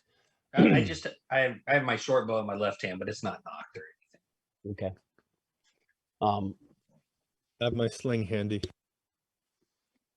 Okay. After a couple hundred meters, you get to a spot, and it's you're in a wooded area. You get to a spot where it looks like the horse has kind of stayed still for a while. Sure. They fed him or watered him. And or waited. yeah, so you're not sure if there's other tracks. It's been, they kind of were in the area for a while, so it's, and then they go off again. I look for before, like on the peripheral of that where the horses are. I'm gonna look to see if there's any bipedal. You mean outside that area? Yeah. Yeah, you go right, I'll go left. Okay. Yes, you find Toko says. a footprint, Okay. a set of footprints. They are large. Is it booted? Is it It seems to be softly shorn, softly shod, not okay? bipedal, but large. You'd say Large. probably a foot about that big, probably. Andre the Giant's foot. Or troll or ogre? No, it's not. Well, I don't know if you know what a troll footprint looks like, but Right. Pretty big. And you might see where it looks like maybe through the shoe there's like little, really sharp toenails, or you wouldn't call them claws, but it looks like there's something. Definitely They need not a manicure. Or not pedicure. human. Okay. Humanoid. So where does the trail go from here? It continues on in the woods. Fall. Do those giant prints you with the horse print? Do they go with? Yes, do they go with them? Yeah. Follow the keep- horse Keep tracks. tracking. But as you're following the tracks, every so often you'll see, that big print. And after a while, it looks like that print is following the horses. Okay. Like they're too big to ride a horse, so they're following, and then they get tired, so the horses outpace them. Okay, so you continue on, and this meanders down, gets closer to the stream, and parallels the stream for a while. You've been tracking for a couple hours now, and your dog kind of alerts and kind of looks up, and Okay. I think we're getting close, guys. Time of day right now? say again. Time of day? Weather Time conditions? of day. It is probably after midday. You are catching a whiff of smoke. I'd like to try and sneak up and see what I can. Yeah, look at. Hang on, sorry. I look at Kraka. He's clearly some sort of a rangery type, and I say, like, I think I didn't see what we were dealing with. You also find another set of prints that's when the horses got close to the stream, some of them went in the stream, obviously they were drinking or whatever, and something dismounted and mounted, and you see a smaller footprint. It's smaller than human sized. Okay. Both of you know this footprint. It's Goblin? It's goblin. Tell the others. Bloody hell. Don't think I've really ever experienced goblins before because I didn't really go out in hunting parties. What are goblins? Well, you know what they are. You may have seen them. What at do a goblins distance. look like up close? They stink. Some heads brought back as trophies or something. You've seen their Green heads, and yeah. gray, large, Like ears, shrunken head style? teeth. They're small. Okay. Let's go with Pathfinder Goblin. No. There it is. What are they like? Big head, big goofy heads. All right, so yeah, there you go. That's up there. Yeah, Tokala is going to move forward with Coyote, kind of trying to circle around the camp. You know, you guys see him trying to be pretty stealthy, old school goblin. Most of them that are out here aren't, unless they're outfitted specifically by somebody, they're not sporting a lot of metal either. Right, sure. How far away is the fire? You're just catching a whiff, so you're going to estimate because of humidity, probably 100 to 200 yards. But there was a little whiff of it. Dog picked it up, and then shortly thereafter, you picked it up. So we're downwind. Yeah.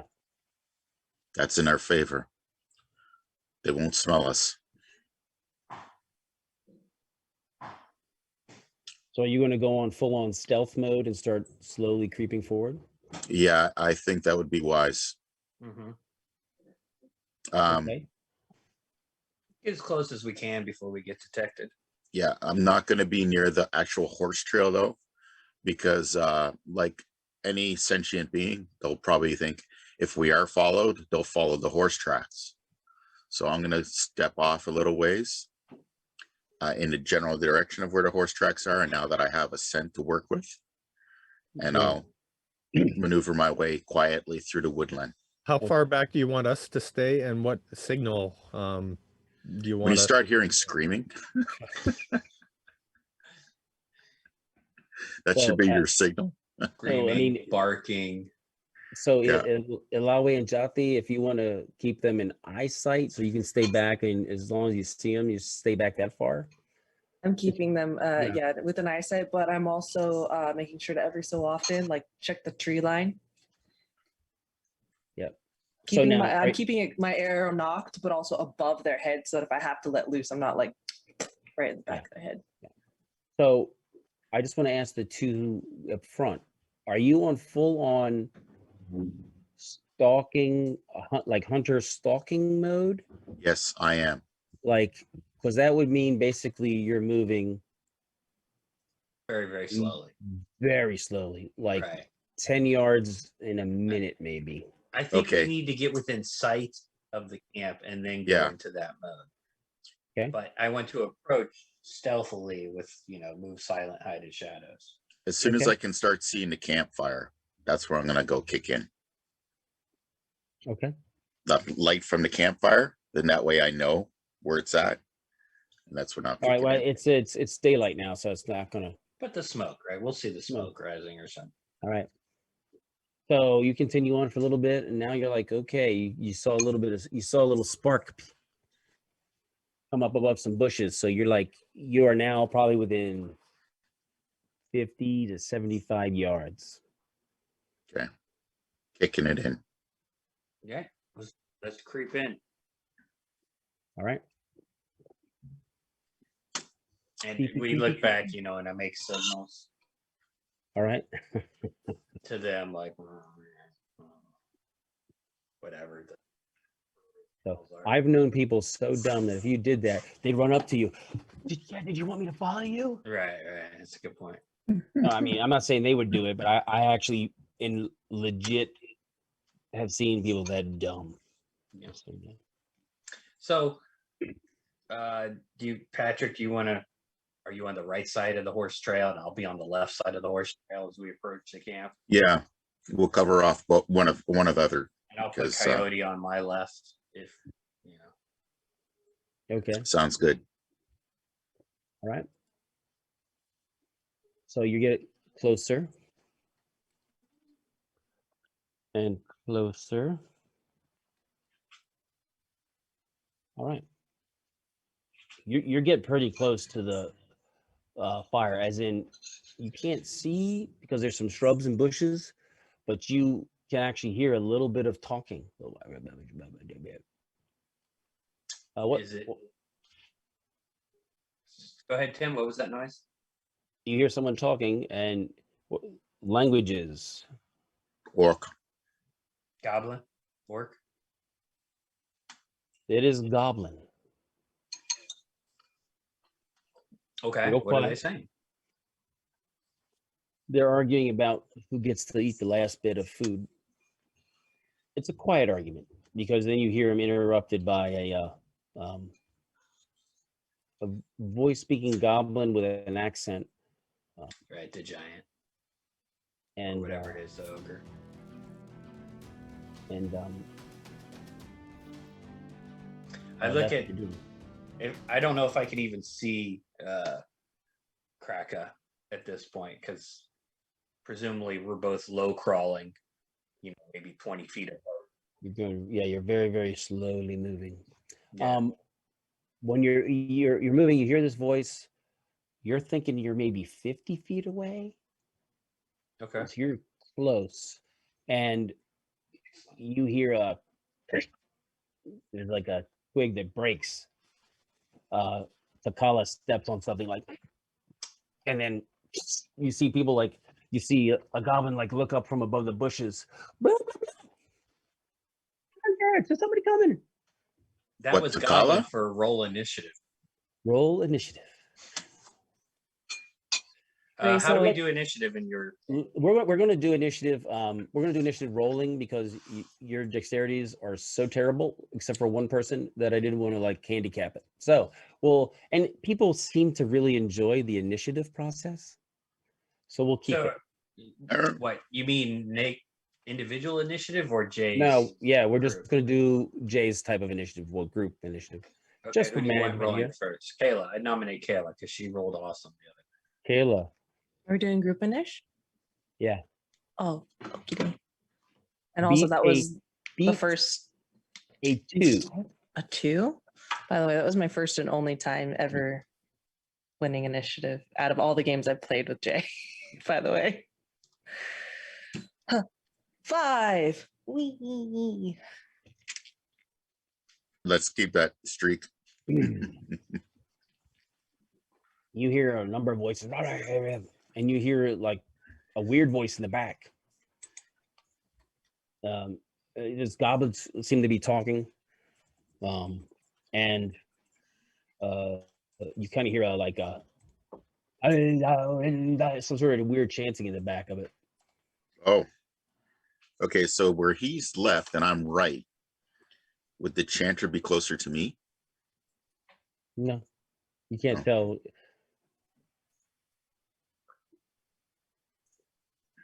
You hear the horses make a little when they suddenly start and move. You hear some horses make some neighing noise, oh, they're startled.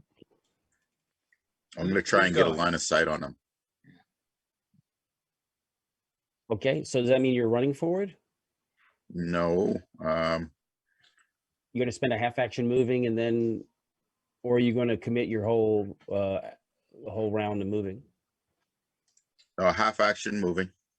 Okay, and then see if you see something. Yeah. Okay. You're moving, and you indeed do see something. You see a goblin with a spear. In which direction is he pointing at? Oh, you. Release my arrow. All right. So hey, you do move the half action. You can fire for a half action. So fire away. Now, I want to go randomize how far you are because that's significant, right? Yeah. Well, especially for the goblin because he's got a spear. Well, it's significant for you because you're specialized with a short bow. Yeah. Oh, yeah, that's too. Right. You are under 30 feet. Nice. Point blank. So that puts you at point blank range, which gives you a +2 on top of your dexterity bonus. So +4. You have a +4 to hit. And you're in the double damage area. So Okay, here we go. Arrow goes wide at 9. Was that a 9 total or 9 on the dice? 9 total. Mark that arrow off. Oh, yes. Oh, no. Wow. That's hilarious. Told you I miss a lot. Casey, what are you doing? Oh, I'd pop up. I hear the goblins shouting. Were you basically doing the same thing, half moving forward, ready to? When I pop up, what do I see? Do I need to move forward to get past the shrubbery? Yeah, when you get close enough, you'll see another. Sure. You see two goblins, one with a spear, one with a bow. Okay. The one with the spear, is that off to my right towards Patrick's character? You both were moving. There basically was a number of bushes, and they were kind of tucked in the middle of them. When you made noise, they looked over, and you moved up, and so now you all see each other. But no ogre or anything like that. You do not see a larger person as of yet. Anyway, Okay. maybe it was all a hoax. Sure. Goblins are bad creatures. So I will, as I'm running forward, I draw an arrow, do a half action shot at the archer. You are within 30 feet as well. But I am not specialized. I am dual That's true. class. So this is short range for me. I'm at +2 to hit. I rolled a natural 1 on Tokala's first attack. Oh, It's a sign from the gods. You have a special? I do not. I'm going to kill Tokala with a fumble. On he's gonna be killed by Tim's goblins. fumbles. Or shoot Kraka. I tripped. I tripped over a coyote or something in my excitement. And Coyote still has to take his action once I'm done playing myself. Okay, roll percentile. All right, here come the percent. Sorry, I had to get my. This is Tim's new one too, isn't it? This is my archery fumble. 5, 59.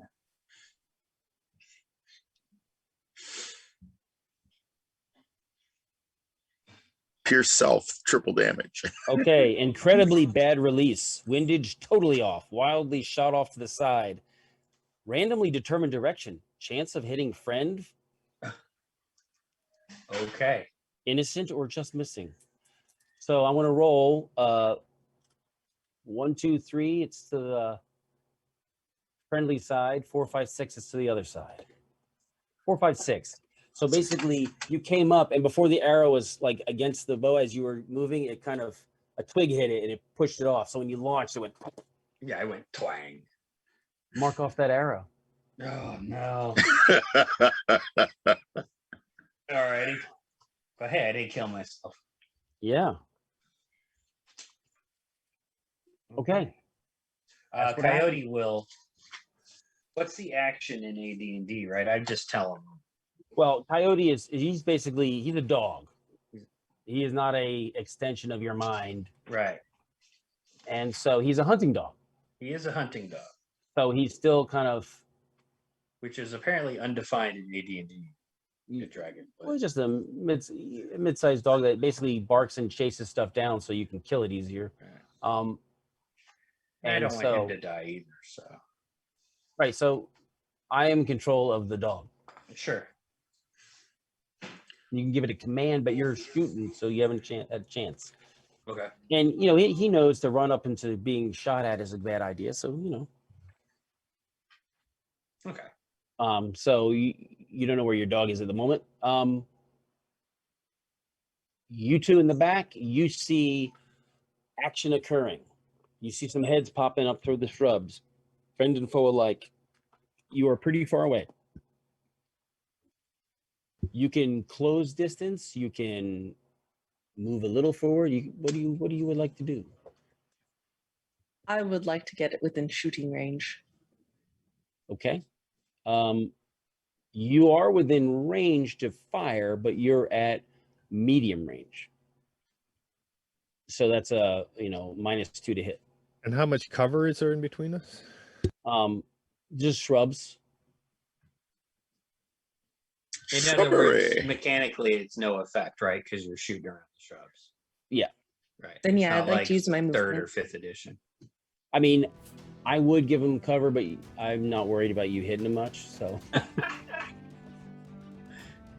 Okay. So if you don't move, you can get 2 shots off at medium range, but it'll be -2 each shot.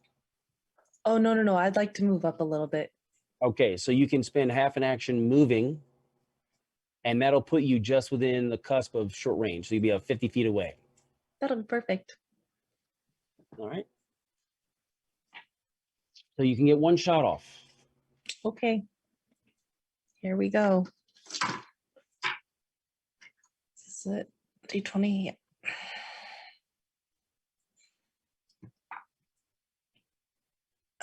There's a 9 on the dice. And you missed. Mark that arrow off. We're doing so good, guys. Yes. Okay, Jothy.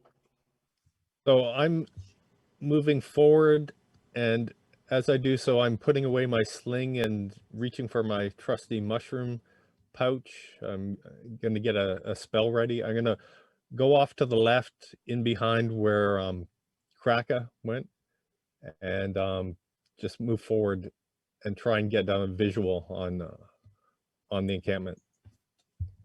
Okay. So you're basically going to be you're going to be basically the same distance forward as Elawe went, because you're digging for something in your pouch, and you're about 50 feet away as well. You can kind of see based on the smoke and the goblins positioning, and you can smell and hear the horses. They're just past this small little clearing area where they had a little fire going. Okay. That's what you see. Casey, Yes. goblin with a bow, Okay. fires at you. Your armor class 10, right? 8. I know, I'm just kidding. Kill him quick. We need those arrows. Hit. Yeah, not that. That's 1 hit.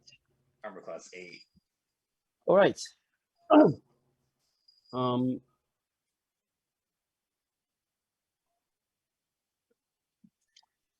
You have taken 4 points of damage. And please make a Okay. saving. Say again. Okay. You have 12. You took 4. Please make a saving throw versus poison. Oh no. Dirty bugger. 13. I should be okay. I needed a 10, I believe. Luckily, you were a cleric, right? Yes. I do have. You save versus poison.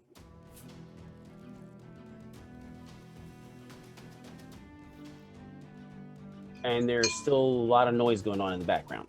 The guys with the spears are kind of holding their positions and kind of hunkering down a little bit.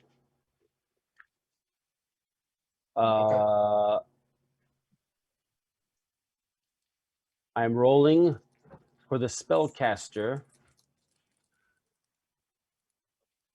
How big are those dice?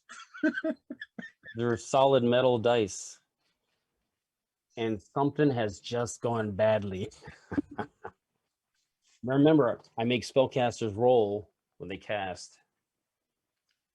Okay, it's badly like for them or badly for us? Oh, badly for him. We're going to be sampling the failed casting roll tables. They're like fumbles with a vengeance. Better them than us. We would call this the minor magical mishap table. Oh. What did he do? Did he blow himself up? I just rolled a 0-0. Wow. What is it? That sounds bad. Did he kill himself? Rolled on the major magical mishap table. That was the minor one.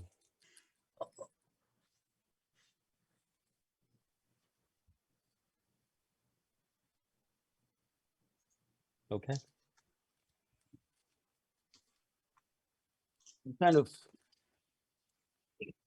You two warrior types don't really notice much. Elawe and Jothy, you kind of perceive some sort of vibration, like a pop. It's not something you hear. It's more like you're sensing it. It's like because you're users of magic, you're kind of perceiving it, and you just hear mad laughter, screaming and laughing going on back in the clearing. Cassius needs laughter on himself. We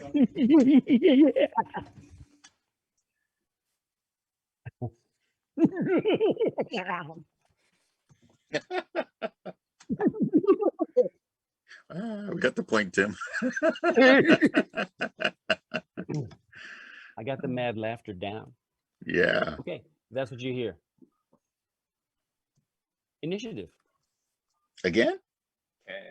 Kayla. 5. Go, Kayla. I would like to use 2. Can I maximum of 2 is the house rules, right? You only have one special. Phantom gave me another one earlier. And he gave me another 1,000, so I turned it into a special. He gave you another 1,000? When did that happen? Because no one told me. It did, but you're not. Yeah, it Because did. you're not watching the Twitch. It Jim. did. It did. Another 1,000. Absolutely. And so you're going to lazily turn that into a. I don't know yet. We'll find out. Ready? All right, you turn it to a special. Did you have declare a 3 1 or on 2? the dice, so we have 5 even. So we need to reroll. You used 2. I used 2. You used that for your die roll? Yeah. I wouldn't have done that for die roll. No, I want to win an Initiative's ish. important. I want to win an ish. Okay. So we have a tie. Yep. So now we gotta go. Ready? 4. 5. All right. Nice.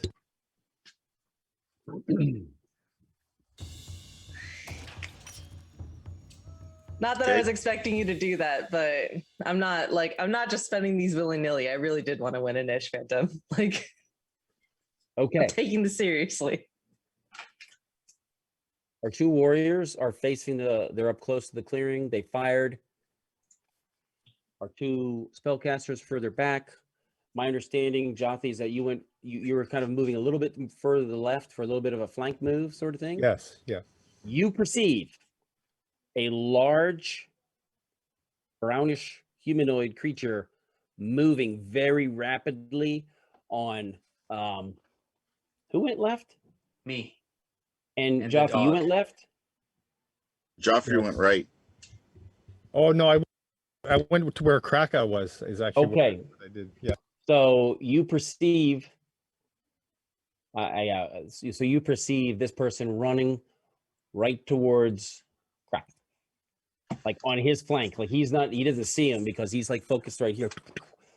And you can see him moving. He's pretty quick and agile and moving and large and furry. Not hearing that crashing through the bushes. Not crashing. Very agile. And the ground is kind of damp. So things are soft.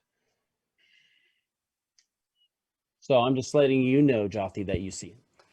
And don't worry, Kraka, you won't be surprised. So how I'm far? always worried. I'm just far letting away you is know it? first. How far away is the creature? The creature is going to be close to him very soon. And what else can I see of the goblins in the encampment? You see one that seems to be peeking around because he's got a bow, so he seems to be shooting, and you see just the heads of about 2 others, and you hear cackling and laughing in the back. Okay, I'm gonna cast an entangle and catch the creature. So I'll center it so it catches the creature, but not Kraka.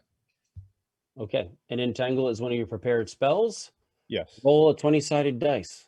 Okay. This is just a fumble or critical roll, so anything between those is just regular. I got a 10. You successfully cast it. And the creature is moving, and then all of a sudden you see the bushes and shrubs and things seem to come alive and just wrap them up, and like several bushes grab one leg, several bushes grab the other leg, and a young sapling reaches down and grabs him on the upper body, and he's like, "Arr, arr, arr." And that's when you notice some cracker. Okay. You see a bugbear off to your side. Oh crap! I got All your right. back, Cracker. How many arrows can I release in a full turn? 2. 2. My black is for my first roll. My white is for my second roll. I take it it's And my and go next. he is within 30 feet. Awesome. And not awesome. Awesome and not awesome. Awesome that he failed to save. Okay, so Yes. he is immobilized then. Yes. So I have +4 on 9 is a 13, and +4 on 10 is a 14. So 13 and 14 respectively. And he's not wearing metallic armor, so you have hit him. Awesome. And damage is 2d6 + 4 for each arrow. how many? 2? 2. He's within point blank, so you do double damage. So it's 2d6 + 4 per arrow. Okay. 13 and 7, 20 points of damage. Nice. Nice. Okay. All right. So he's like, and you shoot an arrow into his nose. So it hits his nose, and you know, because there's a hole there, it kind of goes, and you see blood just almost instantaneously come out of his mouth. And then when he's like this, you also sink one in the side of his armpit, almost to the fletching. Oh wow. He didn't have armor under his arm, so you like, and he's still entangled, but he is not moving. He's not even trying to move. He's just like, It's being held up by the. Okay. so. Mark off those arrows. I did. How many you got left? 3. That's half his arrows go. That's right. Hey, I'm about to that be was in a the same good boat. round right there. That was a good round right there. Wow. Okay. Casey? I am shooting 2 arrows. Do you allow target one, or do I need to shoot the same guy twice? Well, target one he's trying to shoot you, so it's even. The other person, you only got their head showing, so you're shooting. Forget it. I'm shooting the guy who shot me. And then Goblin, He's trying to shoot you too.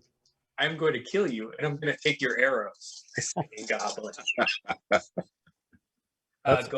Gold is always my primary. Silver is always my secondary. Hey, this is better. So 12 on the dice. I'm at +2 to hit in short range. That's a 14, which means armor class. I am Thaco 20 at first level. Armor class And- 6. And then the second shot is 1 better, so it is armor class 5. You've hit him twice. Thunk, max damage, 2 6s. So I did 14 points of damage to the god. You kill him. Excellent. 5-foot step, 10-foot step. Is there anything I can move to Nope. up? That was a full action. That was Okay, full action. that's fine. So I That am was also a- down to 3 arrows. But I That am was- looking to identify where his quiver is. You didn't see it above the bush. Right. Okay. Well, it's gonna be Okay, mine. Ilawe, you still perceive, even though there's some cackling and laughing in the background, you still perceive some chanting going on back there. Just letting you know. And do I have any targets within sight of me still that are within range? You see 2 heads of the goblins with spears, and there's a bowman, and you know that Takala was engaging the bowman, you know, in a archer versus archer standoff. Okay, I will go ahead and try to shoot again at one of the closest spearmen. Okay, so it's a -4 because only their head is showing. Only their head is showing. Yeah, Okay. and so putting an arrow through bushes is like, you know, not going to be very plausible to hit. So you got to shoot him in the head, unless you don't want to use a spell. I don't know what you got. I forget what you have. I did it right. I remember we forgot that I Oh, you never picked them? I didn't know that I had spells. You're a shaman. I didn't know I had spells. Don't be So mean, you're Tim. prepared. Don't be mean. Huh? Don't be mean. By the way, Phantom gave Kayla 2,000 more, so she's got 2 more specials. Only if she wants to cash them in. If you cash those in, I'll let you pick your spells. Oh, you are so awful. Otherwise, you're a spellless shaman. Can I pick them after this game? Huh? Can I Yeah. pick them after this game? Like when we're done with this game, Well, if I survive? it's like clerical spells, so you have a list, and you can pray for them and meditate on them and have them each day, and pick from the list each day. Like You've got the 12 cleric. arrows. Shoot 2 arrows and see if you hit. I'm gonna shoot 2 arrows to see if I hit. You need an 18. Could happen. 15% She's got chance. specials too. Yeah. A 15 and a 5. No, so remember the Womp specials womp. you don't change a number. You get to re-roll a fail if you want, or you get an extra half action, or you get an extra parry. That's what you can do with a special. So you could say, I'm going to use my 2 specials and re-roll. You could do that. Yeah, I'd like to try and reroll. Both. Yeah, Bugger. natural 20. Oh, Under sweet. 12. Nice. And that's a headshot, Tim. It is a headshot. And what was So the other now we one? get I'm to sorry, see the Fanzo. crazy crits. I feel so bad right now. Hey, but you got a crit though. It was a 10. No, you used it well. So let's roll the percentile dice there, Kara. Oh yes, percentiles. While she's rolling percentiles, Rob just refreshed those two Son of specials. a gun. Yeah. All right. Percentiles is a 76. 76. Now, normally on the table, it's the leg, but we're going to, because it was a hit to the head, it's going to be adjusted to the head. So it's a level 11 hit to the head with an arrow. Ah. Lobotomy. The hell is level 11? Instantaneous death. Shot punctures the target's eyeballs, lodging in the bony orbit and causing a clear gelatinous substance to run down the face. Nice shooting, Tex. If the Learned it target from was my like dad. if the target lived through this, it would be stunned to the end of the battle. No amount of mundane or magical healing can restore the eye. So, go ahead and roll triple damage. And that was, what was that 3 again? dice, 3 dice 6. Where's my other D6? Oh, there it is. Okay. Actually, I have 3 right here. Okay. You ended Takul's career just now. A 6, a 4, and a 4. 14. You shoot him in the eye and it pushes through his brain and out the back of his head. Nice. But the arrow breaks. Mark off the arrow. Oh, Right. The Casey killed Dibley.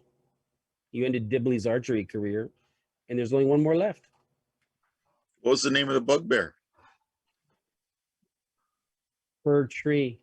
Harry. It should have been Harry. Fir tree. That was Fir his name. tree. Fir. Ah, Not like the conifer. Fir like furry tree. That was his name. Okay. That's happened. There's a spearman and a spellcaster.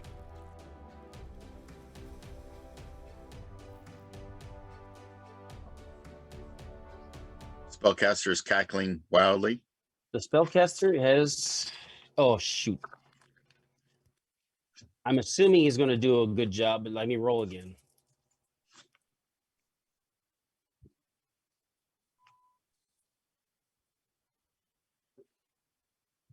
The spellcaster does a bad job.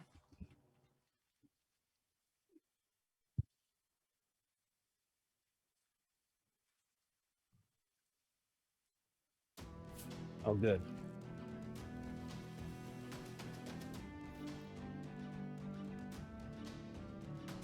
Okay. You just hear a scream from the back. You hear, oh, nobody was somebody. Ah! That's all that happened with the spellcaster. Oh man. He sucks. Okay. Initiative. What about the spear Oh. dude? The spear dude ducks down below the bushes. Okay. Kayla. 3. 1. She didn't state she used any. Nope. So you hear the horses. You hear some action. The horses are moving and getting restless. Okay. You hear chanting. What do you do? Who? Up front. Whose turn is it? Yeah, just tell Up us who you front want there. to go. You two up front. So basically, last round, once you killed the other ones, the goblin ducked down. Okay. Then I You do hear a half horses. action. The to horses move are running. forward. You can, and that's what's. And you hear chanting. Yeah, I move through the shrubbery with a half action. Okay. What do I see? You get there. You can see across the little clearing. There is an orc, and he has long hair, and he looks filthy and disgusting. And he is gesturing and chanting. I shout out, Orc Spellcaster. He's a Okay. he's a sorcerer. Where's Can I see him? Well, Where's I'm the- telling Casey he's moved up forward to get to the clearing. Where's and you the see- spear guy? It looks like there's a goblin amongst the horses. A goblin amongst the horses. Yeah, Okay. like trying to mount a horse. Trying to climb Get up onto a away. horse to get away. Yeah. All right. You get Well, I'm this going to guy. launch one half action arrow, the goblin, and I shout at Krakow, Orc Spellcaster. Okay. Are you moving forward as well? Can I can't see him. I take it from where I'm at. No, you have to move. You have to move forward to see. I'll take a half action to move forward. All right. You move forward. You Yeah. see the same thing. You see the goblin amongst the horses and a spellcaster. So you guys are coming. Okay. Take a shot at the spellcaster. Is he within 30? Let's see. I'll randomize it to be fair. Otherwise, I'll say no. How big is the clearing? By the way, I rolled a 2. He's exactly at 30 feet. So you are perfect. +2, +4. Here we go. Calling my ancestors. Make its mark. No. What'd you roll? 3. You missed. I three. got We're 2 just hero tearing it points. up Is here. that 2 hero points that I have? You can add it to a roll, but you have to declare ahead of time. Okay, no, but can I do one to reroll? No, you have 2 regular hero points. Oh, 2 regular hero points. Yeah, you need a Okay. special to reroll. I need a special to reroll. 10 of Okay. those it will equal a special. Yes, 10 That's what you regulars said earlier. equal a special. So Miss. And another arrow gone. you got 2 left. A Me long way. too. Don't worry, Tim, I can count. I assume I also have to move into And cheer at range. the same time. Then I'm gonna go ahead and use how much movement would I have to use to get in range? Do you approximately? Half action. Doesn't matter how Okay. much. Then I'll just do a half action, and then can I prepare an attack in this? You can get 1 shot. Oh, I can get 1 shot in this range. Okay, cool. Yeah, I think he's saying your half action will get you past the shrubbery. And then you Right, see it gets you within Um, sight of the spellcaster and the goblin mounting the horses. I'm gonna use both my hero points on this ahead of time. Mm-hmm. Me. 14 on the dice. So plus stuffs. 16 plus 2, 18 plus other stuffs. I don't know what I'm adding. What are you adding? I don't know how to play AD&D, guys. I There don't is no Jay pluses. usually does this for me. Yeah, I'm telling you. Yeah, you did correct. There are no other pluses. Oh, okay. So, unfortunately, you hit. Oh, okay. You had me. You had me in the first half. And then what am I doing for dice again? You hit the spellcaster. 1d6. 1d6. Okay. Noonan. Noonan. A 4. All right. Joffy? Okay, I'm going to move up and get out my sling. So I'll move up and get into sight. Okay, you can move forward. You have your sling ready. That's about it. That's all you can do. Yeah. You see some arrows go. You see the spellcaster get hit, and you saw an arrow head towards the fire towards the goblin as well on the horse. Okay. 2 more specials for Kayla. She already had 2. She didn't use them. He just did 2 more. Rob did 2 You more. did use them. Right? Well, Kayla, you can keep those as 20 regular hero points. You are a just and kind God, which will allow me to convert them at any point in time. Yeah, that's what the Okay, cool. you Yeah, cannot then be I'll just- gifted specials. You're only gifted hero points that you may convert. Well, I thought we were all just kind of assuming that they We were did going to end assume. up that way. We did assume, but Well, the hero points you can declare before the roll and bump up a big Right. one, right? and This is true. any roll you can add them to any roll. So you could add them to damage. So you could add them to. Gotcha. That's pretty quaint. Okay, cool. Then yes, I will just I'll stick at 20 regular hero points and 2 specials. Yeah. You can see that there might be some inflation going on here with the hero points later. Might be some inflation. You're not going to be able to out-inflate Phantom New Jersey. All right. I don't know if I really want to. Or the goblin on the horse. He gets on that horse. He's starting to ride off. So that's what he's doing. The spellcaster's like, oh, now I need to make a willpower check to see if he can keep it together. Which direction is he riding off? Maybe he's going to ride into the entangle. He's riding straight away. No, he's riding straight away from you guys. You guys are bad news. Take him out, Casey. Trying. So you have ruined the sorcerer's casting, Kayla. Awesome. Nice. He's like reconsidering a different career. Huh. Initiative.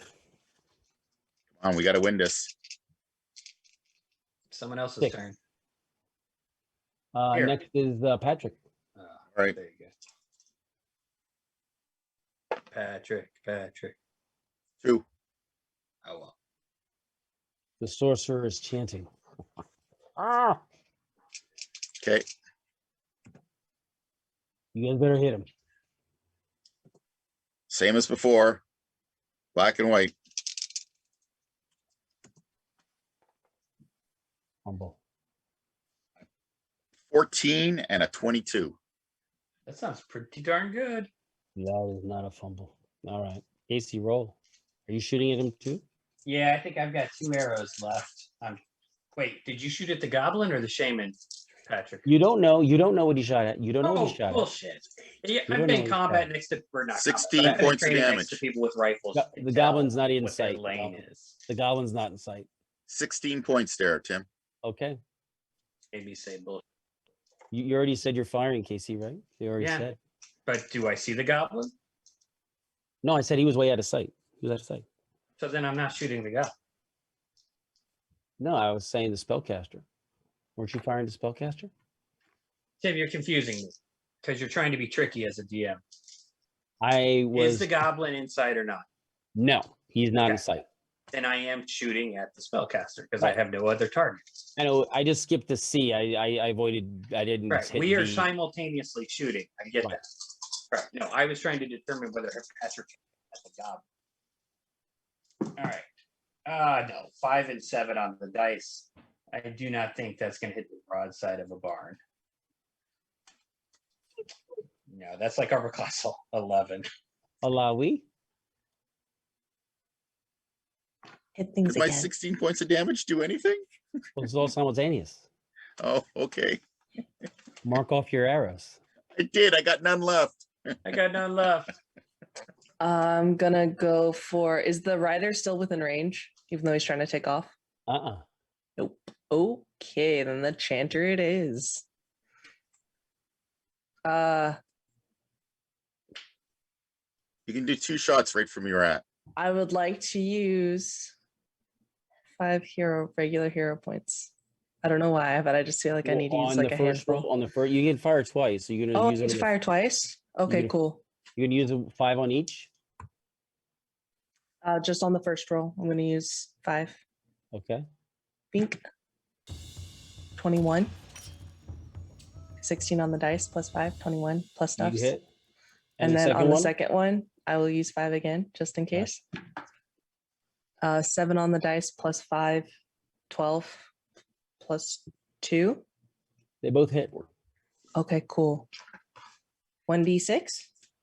Yeah, you can roll if you want. He goes down in a disgusting display of arrows sticking out of his body.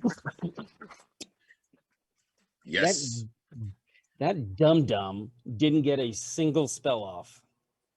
Thank good. I didn't roll anything under an 80 on his spell roll. So it's like all he needed was a 56 or less. And that dum-dum went down. Dum. Okay. So some of the horses are kind of scattering now. One horse is riding hard away. Yeah, we'll have to. That'll have to be done. There's a dead bugbear in the middle of a dangerous-looking patch of shrubbery, and a 3 dead goblins and a dead orc. How many arrows can I retrieve? Well, All I'm arrows- chasing the goblin. You're gonna By the run and way- hop on a horse and go. Yeah, with and whistling at coyote Um, because their dog is a hell of a lot faster, probably. yes, the dog is running right up there with you. The dog was actually going all the way around, kind of, Sure. and getting ready to. So he's with you in the chase. Yeah, I dropped the bow because I have no more arrows. Okay. I'll pull out a hand axe or something once I get on the horse. All right, so you can run. Tokla, don't go on your own. Don't go. You jump on the horse. Oh, too late. You can run up there and hop on the horse and begin movement. Yeah, I look at. You see, he's going after him. Like, can't lose a horse on our first mission. It's not So- ours. He's got one. The goblin has 1 round on you. That's it. Yeah, that's it. He's like 30 to so- 60 feet ahead. That's it. So you're hot on his tail. So go. Can I grab at least 2 arrows and mount a horse as well? You can run over and grab all the arrows out of the goblin's sheath. Okay, I'll do that. They got what, 12? The goblin has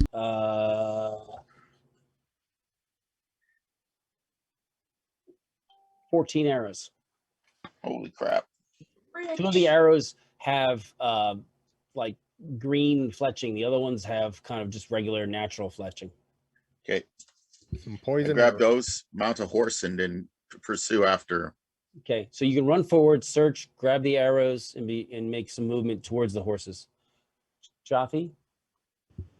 So I'm going to be gathering up horses. I'm going to cast Speak with Animals and try and call the horses in.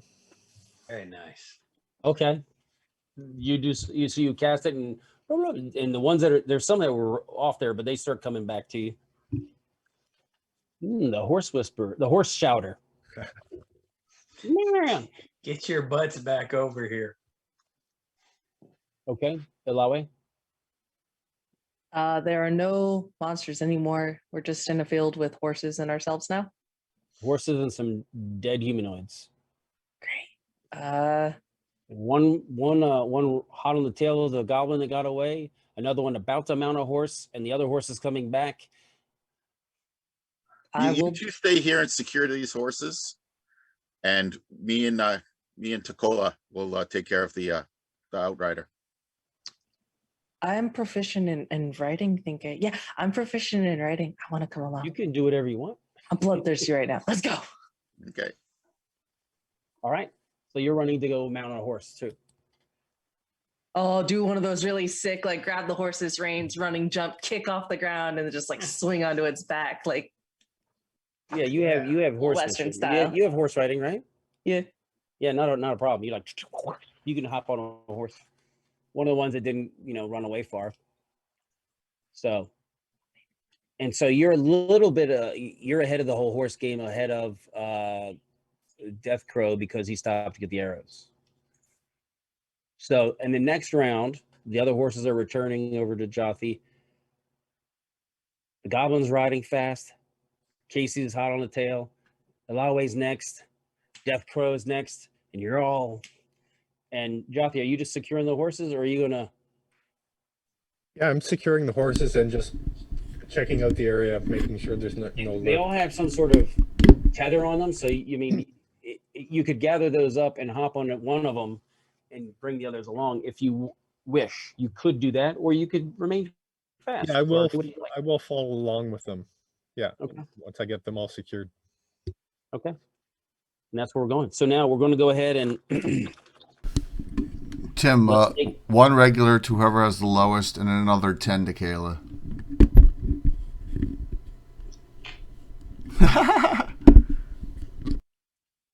The voice from the whoever sky. has the lowest, everyone else has the same. All right, I'll randomize it then.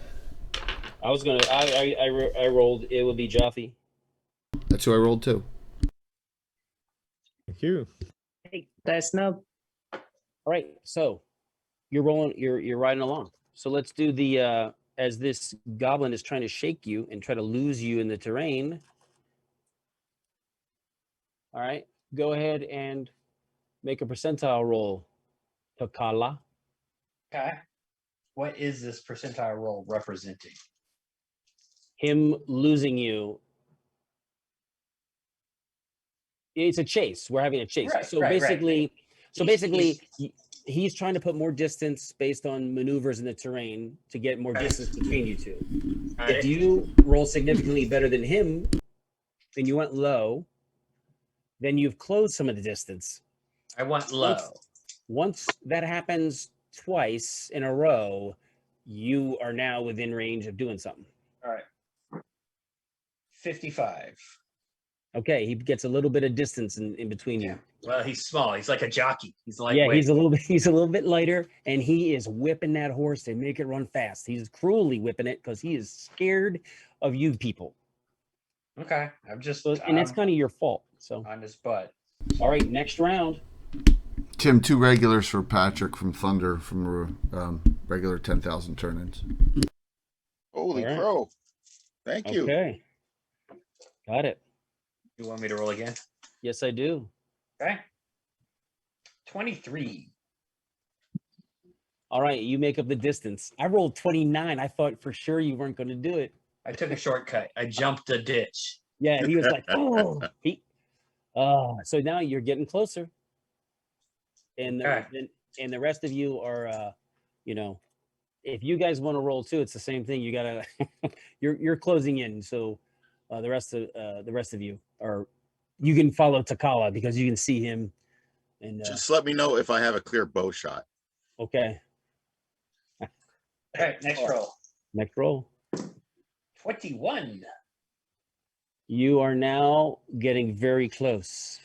All right. I'm going to pull up alongside him, and I'm going to do the classic jump from my horse and tackle him off of his. If you had a bow, you could actually shoot him. I has no bow. I I have no know. arrows, and I drop. I know. I'm not going to shoot from horseback. I don't think that would be much chance for me hitting. You're going to try to jump on his horse or hit him with your hatchet. No, I'm going to tackle. I'm going to do a, old Western style. I'm jumping like off my take him horse. off the horse. Take him off his horse. I've got my hand axe, and the theory is get him down to the ground and just Roll. Oh, that could be painful, buddy. rolling d20. Don't fumble. 20. And this is for the leap or for the attack? It's the same thing. If you got any One points, roll. use them. You Well, might I'm wanna not use proficient with the hand axe, so I'm subtracting 2 from this. I don't think I'm actually adding anything. So I will Well, use my two. you're just trying to tackle him off the horse, right? Yes. So you have 2 hero points you can add to it if you'd like. Yeah, absolutely. All right. Well, I'll just roll. Add the 2 hero points. Natural 20.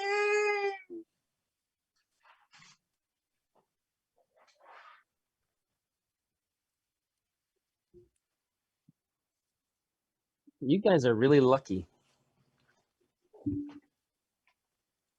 All right.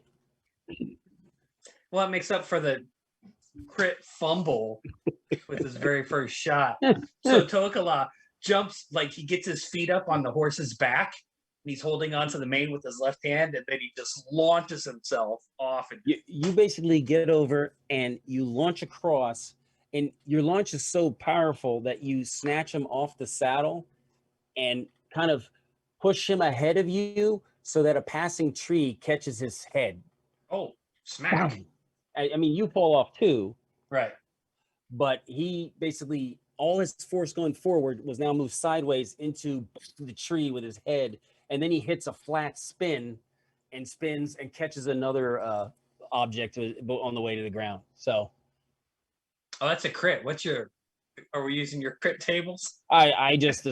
you killed No, him. I get it. That's hilarious. We can roll that was. So I do have the strike to injure proficiency. yes. Awesome. You Way to go, you- Tokala. You also took 5 points, No, that's fair. I did something Ah. stupid. but you scored like 20 cool points That's right.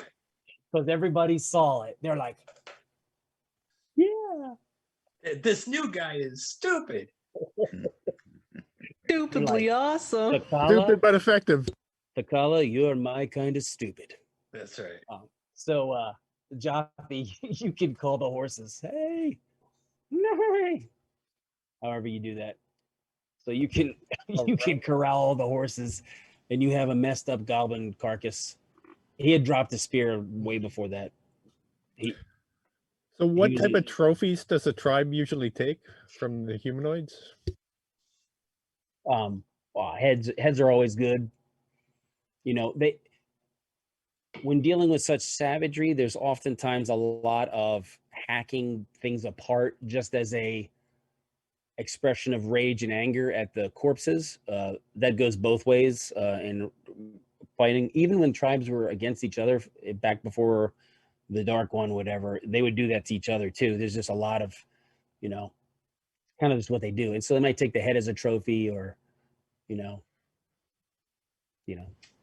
Okay, definitely want that bugbear head as a trophy. And I look at you guys as you come up. I'm sitting on the ground. I'm all. There's probably a dirt and blood cloud. I'm like, are any of you injured? he takes his helmet off and shakes the Yeah. mud out of it. Yeah. Oh. Go pick up my hand axe that I dropped in the crazy maneuver. But I look and see if anyone else is injured. No. Actually, I think you're the only one who got injured. yeah, no, we're all good. Okay.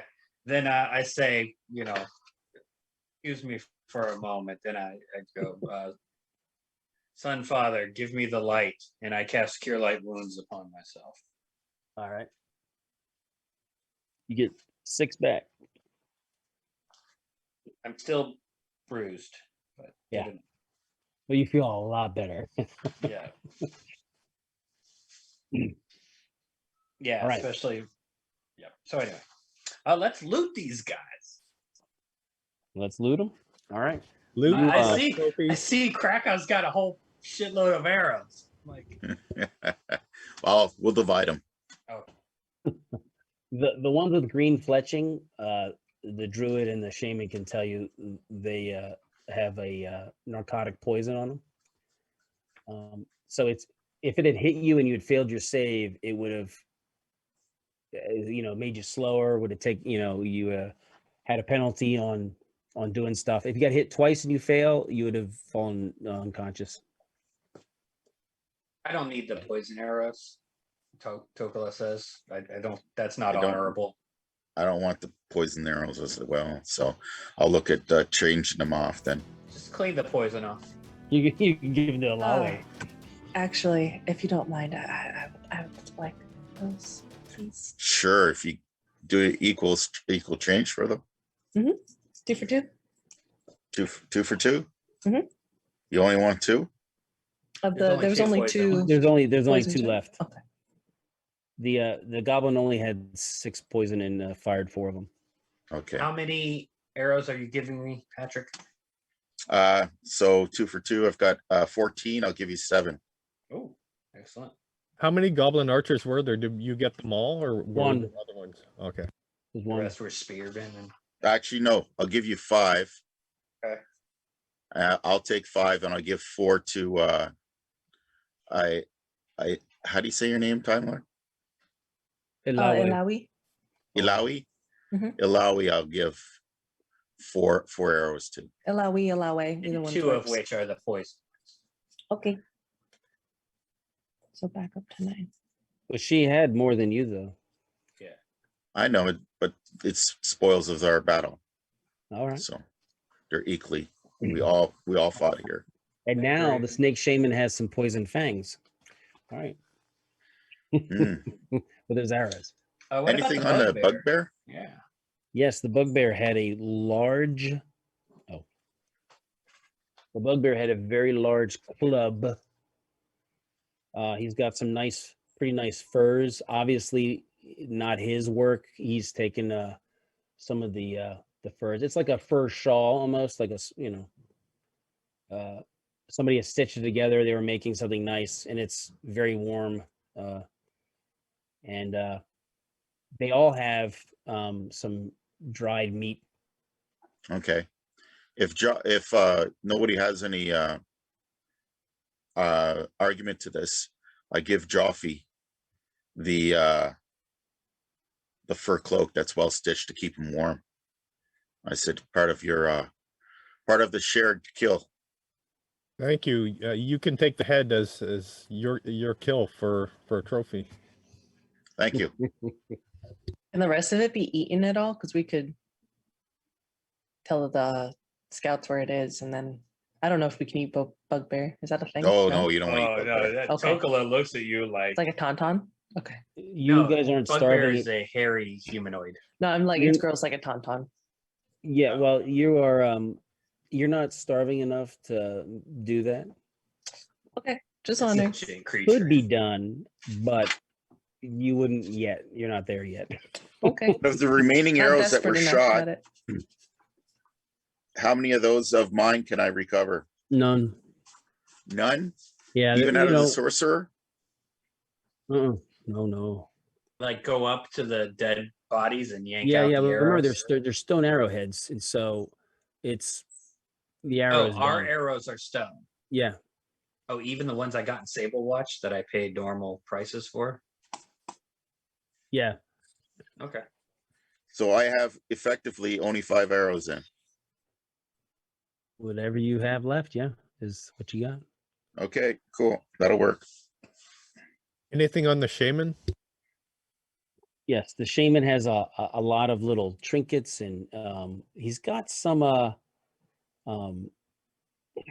stones that look like they were cleaned up. He's really filthy. He's like, it looks like, you know, you know that the tradition of sorcerers, they usually have some taboos of some sort. And this one looks like he had a taboo of never cutting his hair because he had a really long. He didn't ever cut his armpit hair, and also probably not bathing was one of them. And you suspect there was some sort of sacrificial requirement. And he seems to have a very small knife. It's not really a practical looking knife, but it is very, very sharp, and it has a lot of blood soaked into its crevices and things like that. And it's a metal knife. It's a very sharp, curved knife. And he has what looks like some gemstones of some sort. Oh. Unrefined, uncut. And some food. It looks like he has also some burns that look like they're coming through his skin from the inside a little bit, and part of his arm. How many goblin spears are there? There are 2 goblin spears. There is a larger spear here. Obviously, was the bugbears. It looks like it had broken, like the tip had broken, and he was trying to repair it.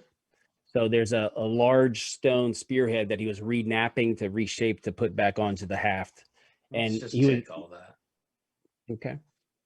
We can. I don't really need the spears, but we can give it to people in the village. Whatever we can acquire as wealth or trophies, we'll take and put on one of the horses, Okay. and then we'll make our way back. Yeah, They get the have- shaman's head. Yeah, they have some like sleep roll stuff, but there's a lot of fleas and bugs in that. No, that stuff can just be Yeah. thrown into their Now fire. the meat, you can have the druid look at the meat. You can have your wise people look at the meat, and it's regular meat. It's not. They got some bunny rabbits. Yeah, they have some rabbit, maybe some coyote. I think Not some I think long we pig. should eat lunch real quick in character. 'Cause it took a couple hours to get here, right? So it's gonna take a couple hours to get back. So let's take, in character. Bukala's like, I think we should, celebrate, have a meal, and then head back. Well, if we these aren't our horses, and we don't want to know, they could have been waiting for other goblins at this point here to show up. I don't know if this is a wise spot to be waiting for them. That's a good What point. time of day is it now? It is about 2:00. Don't give the dungeon master Okay. ideas, Pat. No. He didn't give me an idea. No, I think we should make our way back towards the camp with the horses. That's our primary goal, Yeah, let's and turn them take the back food and over. we can share it as a feast with our fellow Tribesmen. people in the encampment. The lamented. Okay, you've talked me into it. All right, you ride off. Yes, I'd like to. So after you travel for a couple hours, and you're getting real close. Remember, it was a couple hours with you going very carefully. Head back, not worrying about the sneaking. We're so not much having with a track, yeah. track. You're making really good time, and as you get near, you see there's some people on the trail walking after you, right? And it's the 4 that were on duty before you got there. Mm-hmm. And they're like, I can't believe you let them take those horses. I just ride past them. I don't even acknowledge Yeah, them. I ignore Oh, that. Yeah. no, they're like trying to get in your way, like stop. No, push them aside with yeah. the with the No, weight of you the should Straight horse. up walk run back. past them. The Don't horse try has to run them walk over. All right, Yeah, roll the you're- hit. You clearly don't know. Ilawi said it first. We'll have her roll. Oh, I So- didn't. I said I was going to run around them. I'm trying not to hit I know. them. If you're successful, you push past them. If you're Okay. unsuccessful, you might step on them. What dice am I rolling? 20. A 20. I would like to use all 20 of my regular hero points to just make that a natural 20. Can I Well, do that? If you roll a 1, it's still a fumble. Okay. All right. Don't do roll that. one. Yeah, that seems great. I rolled a 5. Oh well. All right. You expertly like dazzle them with your you get the horse somehow to sidestep, like he does a 90-degree turn and goes around him, and he's like, and they're all trying to like grab reins now and stop you. Are you going to stop it all? Or are you all going to push through? Push through. Push past. Yeah, push through. Okay. 4 Bears, the one that has the tattooed chin, he ends up grabbing your Death Crow. He grabs your reins. Miss. The other 2 missed. So he grabs the reins like, whoa, hold on. I just give him a cold look. Let go. Okay, your companions ride past. Are you going to keep riding, or Yeah, are you going to hit your horse to make the horse go? yeah. Because he's kind of got the reins on the horse, so you're like Yeah. going, I edged a horse. I'm the rider, so I have the main control. I also have horseback riding if I need to do anything to rip. That has All right. strength of the horse can rip those out of his hands too. he grabs you successfully. Make a strength test. That's percentile dice. What's your strength? 13. Hold on. All right, you need to roll 54 or less. 54 or less. Nope. All right, he pulls you off. You're like, Okay. remember, he doesn't. He pulls you off the horse. You don't have stirrups, Nope. Now we got it. Now we So- got to fight. so he pulls you off the horse, and he's like, Yeah, when I see this, I'm stopping. "All right." Oh yeah. Okay. There's Thunder is one of the females, the one with the horse hair. She's like, "Whoa!" She has a bow, and she's like, "Stop, stop, stop!" And she's kind of just yelling, "Stop, stop, stop!" And Coughing Fish is the one that has the dark painted face. She's got like a javelin. She's like poised, ready to throw it. And No Braids is the one with the bone, all the bone stuff. Are they aiming at us, or are they just sort Well, of? they're just kind of. They don't know. It's like a state of confusion and chaos. It's like rivals. Are they enemy? Are they rivals? What are they going to do? Did they coordinate with the goblins? Who knows what they're doing? So, and then the one that has the piercing has like an axe, and he's like, Tim, real quick, we need a clarification on how many regulars Kayla has left. regular. She's got 0. She used them all. Yeah, Wow. she wanted to do an expert, and she. Okay. Give Casey gets a regular from the NAS. Oh, thank you. So there you go, fandom. She used all of them. He's gonna make me fall off a horse or something. I don't trust him. Okay. Oh, don't do that! Try to not do that. Now she has 20. No. Oh, you'll need them. All right. We still have an hour and 15 minutes left. Oh wait, we're still going. Yeah, we were about Oh, to have. maybe I shouldn't have spent those then. Sorry, fans. Gotta- What are you doing? They're like, stop, stop, stop.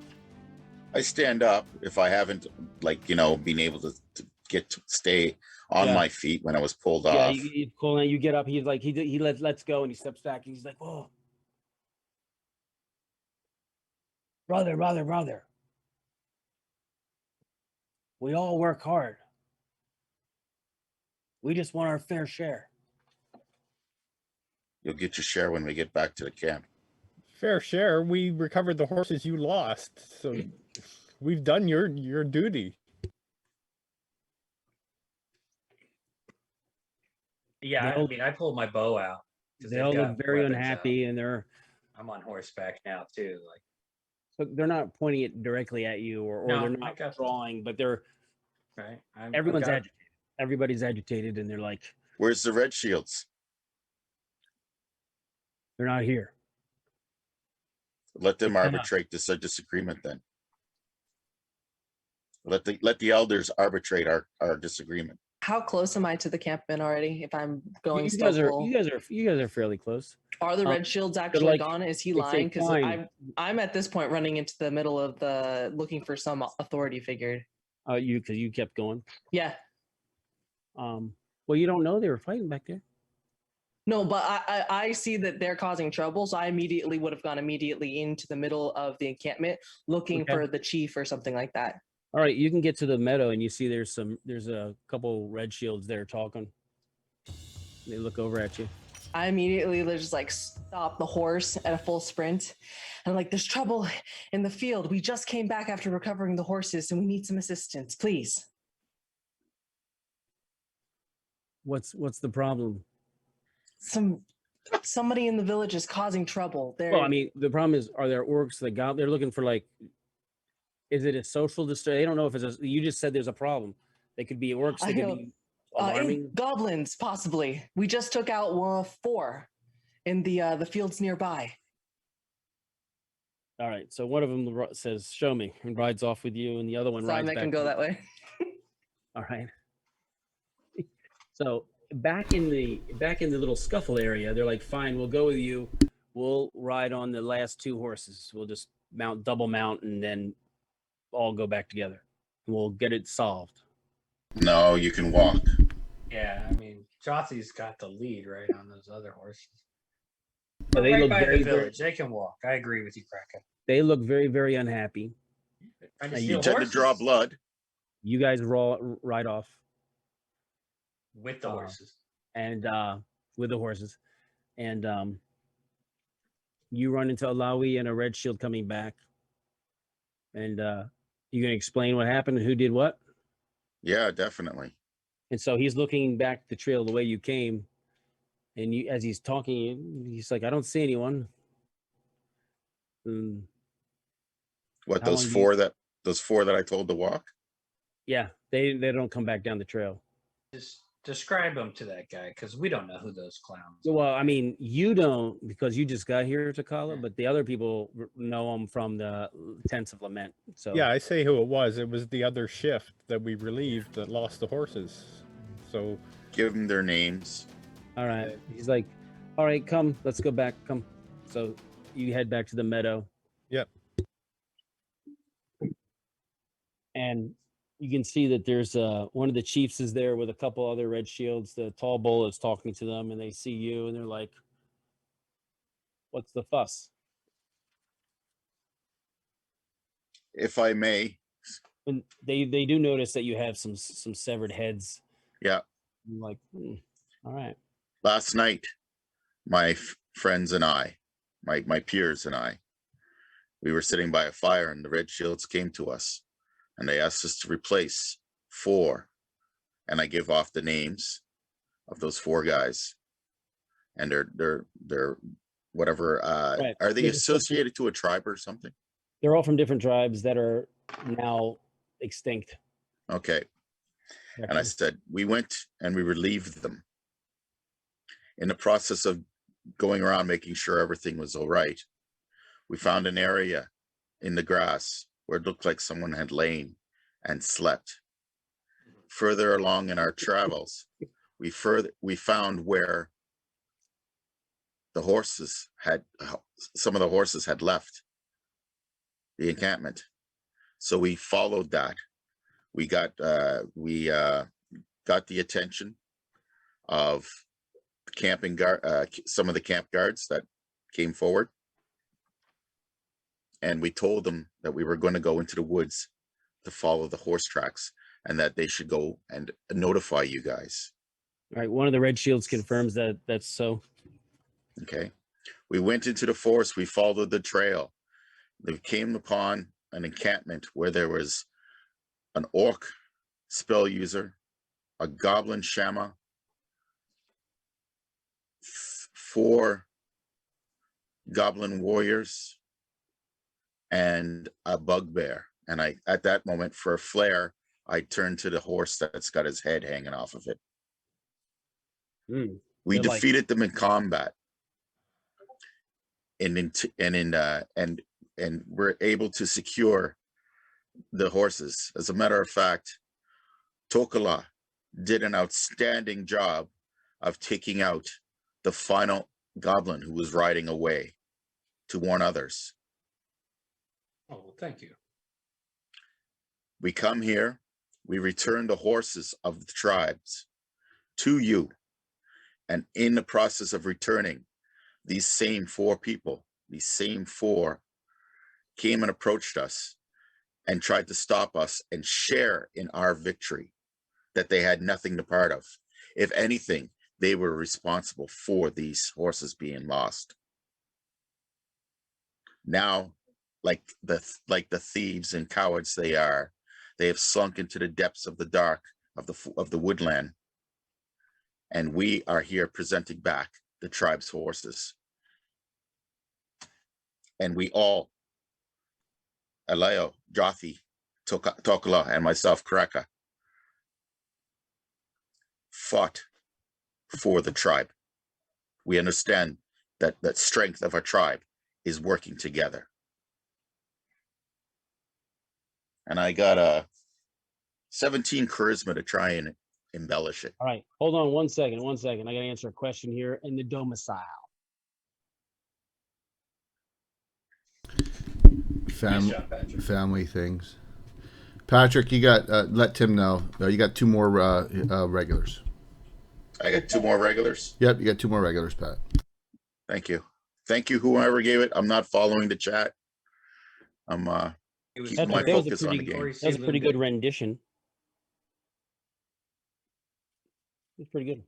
So they say, obviously you have come back successful with the horses. Obviously you have done well and secured our very valuable horses. And so they have some other people kind of keeping an eye out, and they says, please go to the main cauldron and eat your fill. And we will continue looking and finding out what to do.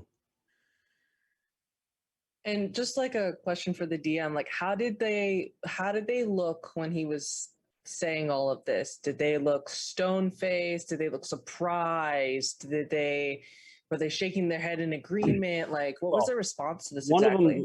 One of them was there in the morning and confirmed the first part of the story. That's true. Okay. The one who's the head guy's listening intently, no expression either way, just kind of being neutral, just taking in all the information. And a couple other people, some look disgusted about how you are describing the others. Some they look disgusted at him, and some are like neutral, and some are somewhat skeptical, like they could easily see how this could have, can you be trusted? Is your story accurate? And everybody has their perspective, so all stories have at least 3 sides. Something I also would like to relate to the group at the time is that, when we were fighting, not only did they have the bugbear and the chanters, but they also were using poisonous weapons. And I don't pull them out to show them, but I just described that they are now using poison as a part of their artillery. Yeah. Well, the goblins are known to do that sometimes. What, like sticking their arrows into poo and then like? No, that poison is like, they're 4 feet tall, so they got to do something, right? So goblins are short, so they want to try to poison big people. Before we go to the main encampment, I'd like to drop off some of the food we picked up at the tents of lamentation. So you go to the tents of lamentation and you feed the hungry. Yes. Yeah, I like double and triple check this food for no poison, right? Are you gonna feed Winter Wolf? I'll suggest, Jothy, I suggest to you, we give him a small portion because he's still part of the tribe, even as a bully. Yeah, we should reach out to him and see if maybe exactly it can have a positive effect. Don't want to exclude him. Let's feed him last. Let's make sure all the kids get their food first and then feed them. All right, so you guys are establishing yourselves as, all right, so you got a lot of people like you, because when you're starving and someone gives you food, it is an emotional experience. If you've never been starving and had somebody say, you need this and take this, it is an emotional experience. So, very good. And you go feed yourselves. Yes, indeed. All right, so your story gets confirmed because someone went over to the tents and they saw the other guys skulking back in. So they're like, yeah, it's not a good look for them. So the general judgment is that you are true and reliable and they are scum. They're suspect, or they just were weak in their decision making. Or slovenly. Yeah, so the whole idea of them sleeping is that the suspicion is that they slept, and while sleeping the horses got stolen, and so they are the judgment passed on them is that they have to guard the meadow at least for 3 days. Now they'll have somebody come augment them so they can't. 3 days staying awake is really hard, but they're going to be checked on. So if they are sleeping, then there will be other punishments. And that most of the Red Shields feel like that's fair. They're like, all right. Some cultures, sleeping at your post is a death sentence. Well, we can't confirm they were sleeping. They could have just been watching and just gotten fooled. So they're trying to be balanced. See if you can do it properly for 3 days straight, then we will not punish you further. Yeah, and we're short on bodies in the tribe, so yeah, they want all you guys to do the ash and trash work. Oh yeah. So you guys some step up. goblin spears too. I don't need a goblin. The lady who has the javelin, she'll take this because a goblin spear is about a javelin sized. So she'll take those. Are you going to get the bugbear spear fixed? Yes. Yeah. Leave that for Patrick. All right. Very good. And so they'll say we'll post these. We'll post these heads in the place of honor. So while you're eating, they're going to post them there, and then people are going to, as people are eating, they're going to say, "What's this?" And so you get to tell your story and get some credit. And we'll let 17 charisma guy talk.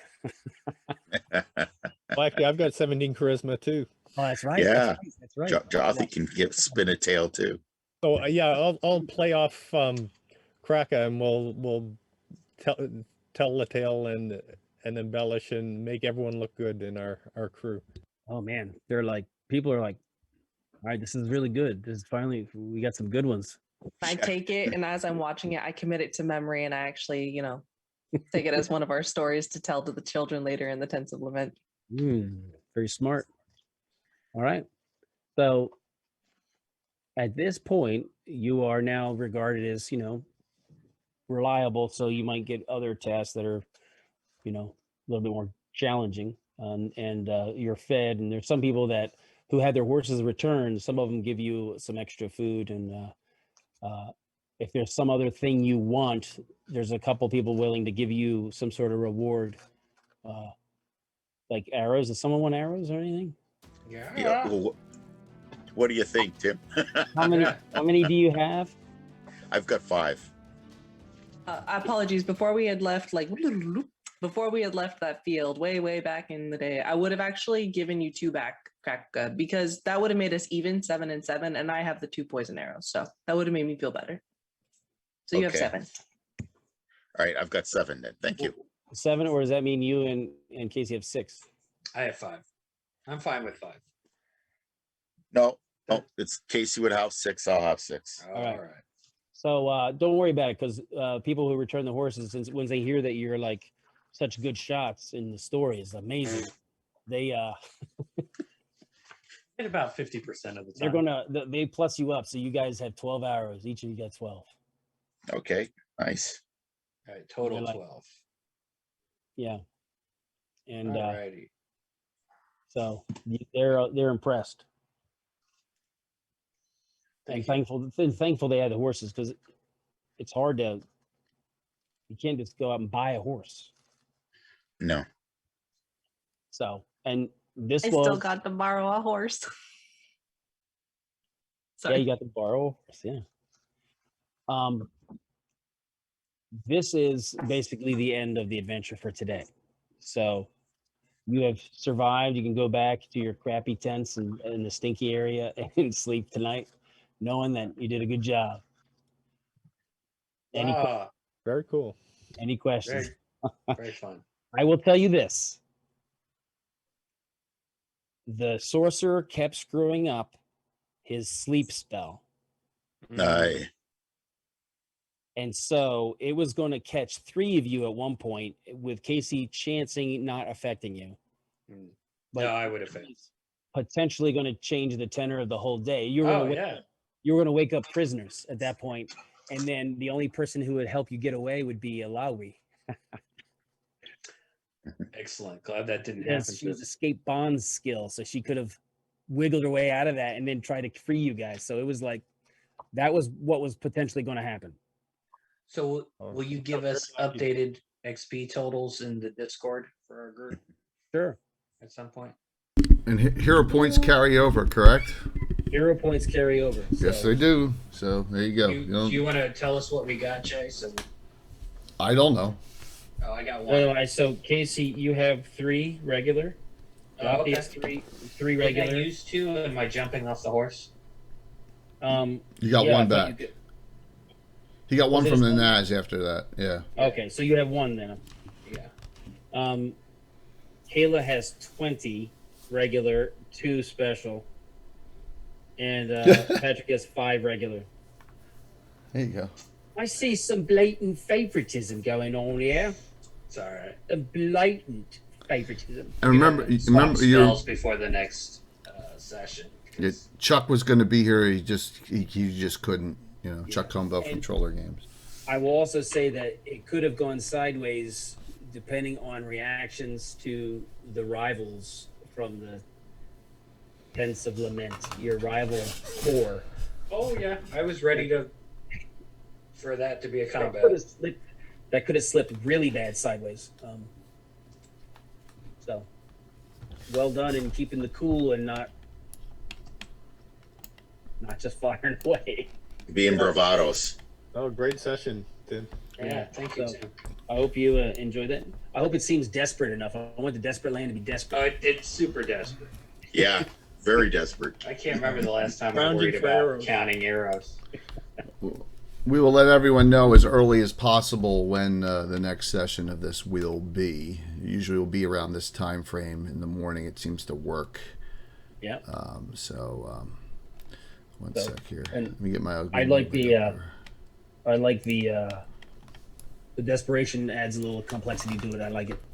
So, Yeah. Okay, like it. Prepare spells next time. Yeah, that was That's fun. the- That was What? funny. That was hysterical. I don't know, guys. I felt pretty good with that bow and arrow. I said pick spell, and the shaman article has the spell list. Does it really? Wait, okay, so by the way, I went into the folder and nothing's there anymore. Did you go to the right folder? So it said Underdogs. It's empty. There's. Well, resend the link. I'll resend the link. Thanks. Actually, I'm gonna send it the PDF in an email. Hey, wait, actually, I can just try and go back to the email and find out. I've got them all starred. So you already got it in an email? Is that what you're saying? I might have it in an email, but I saved the link in my drive. That's why. I'll just make sure that you have it actually there, so you got it. Hey Patrick, look what I just got. Oh, awesome. Wow. All right, reprints. Deep Dwarven Delve. These are courtesy of Patrick. We got some. Nice. Yeah, we got some original folio and one of my favorite companies from the early 2000s, Necromancer Games. Crucible of Freya was their first publication as a reprint too. Good old school feel to it, so that'll be for you. Yeah, yes it is. Yes it is, Rob. It just came out. I think we may have finished a little early also because it was 4. If we had 6, it would have been different because the enemy would have been a little bit more robust. Yeah. That would have taken longer. Just the beginning parts and. That's all right. This was a good introduction for us in the audience. Oh, did Three How Fingers you say run anything to us? AD&D. Huh? Did Three Fingers say anything to us after? Did we see him? Oh well, he's back. He's in the successful, beautiful people area now. He's not in the Tents of Lament anymore. Because he's awesome. So he's a very seasoned warrior. Is very, very successful, and he's a true barbarian class. So amongst the people, you take their level and add it to their charisma. So, he's 5th level. So he's he's super cool. So he's with the beautiful people now, but he comes and checks on you. Tells you well done. Probably seizes some promise there. So that's what he's doing. Yeah. Couple quickie announcements. Virtual GrowCon. The signups are going great already. In just 2.5 days, we already have 34 people registered, and I think we have 24 approved events already. So it's going well, and there's a lot of people whose events aren't even in yet. So I just got Stella Luna's and the Mandy from Predators Rejects in as the show was going on. So and they're both highlighted streams. So it's going great, and we got some wonderful things going on. And remember, it's 4th of July, so there's no Gabbin tomorrow night. Gabbin's Monday night this week. And I will give away at least one of those Deep Dwarven Delves. I know there's a huge demand for it. One of them's a little beat up, a little crimped. I may give both of them away, because I have my own original copy. So I may give both of them away. But just know one of them's a little crimped, so the second one... Had a minor little fold in it. But let's do the giveaways, right? We got 2 now, courtesy of Chuck, who felt bad he couldn't play today. So we got a $20 Reaper and a $25 Troller game. So let's do that. Sound good? Last call if you want to get in. Just a second. Casey, you didn't get in, did you? And I'm totally in. He's always in. He's always in. I haven't won in a while. I'm due. So also, Big Jim the Fourth is in chat. He gave us some unbelievable looking Kraken miniatures. They're from a Kickstarter going back some years. I'm gonna try and get some pics of them and show them on Monday night. They're really nice. I can't wait to use them with the new Reaper ship. So we just have that any minute. So all right, here we go. Closing this out. Ready? All right, first you gotta claim it. Then you tell me if you want the 25 TLG or the 20 Reaper. Okay. All right, there's 2 of them: 25 Troller Games or 20 Reaper. Hey, thanks for the generosity, man. I really appreciate it. They're nice and they're going to be used. So, Mitch, you can get your choice. Mitch, do you want the Reaper or the Troller Games one? You just let me know. I know you're on. I just saw you. Good to see you win, man. Reaper, okay, Mitch. Reaper 25. I will get that right. Reaper 20. I will get that right to you. And second winner will get the $25, and that is Robodan 2001. All you got to do is claim it, and it is yours. You don't look happy, Casey. Oh no, I'm good. I've had so many Troll Lords certificates that I'm like running out of things of theirs to read. You got it. You know. Oh, you can never. There's so much stuff on there. Like, I didn't know they had. Trying to pick things for my Grit was assault march. Yeah, but I didn't even know they had the mass combat one that we gave away on a previous show. I mean, you know, it's all good. So listen, we're gonna raid in now, unless Tim stepped away. So anyone have any final comments or players on this? This is a session 1. We'll get the date set up for this next Saturday. Next Saturday, same time slot. What's that? Good. I just want to do like a little self-promo thing. Please. For Castles and Crusade stuff that we're going to be doing over at my channel Please. on Mondays at 3 p.m. Pacific Standard Time. We're still waiting on another player or 2 for the game, so we might not do our session 0 this coming week. Also because it was 4th of July weekend, but we might be doing it the week thereafter on the 11th. So look forward to that, you guys. And then we still have our Kickstarter going on right now for, I know it's 5e, boo, but if you guys are interested, we have a 5e Kickstarter right now it's the Royal Unicorn 5e Tavern Rules and Intro Adventure. And what's really cool is this particular adventure centers around the tavern itself, not just being a place where you start your adventures.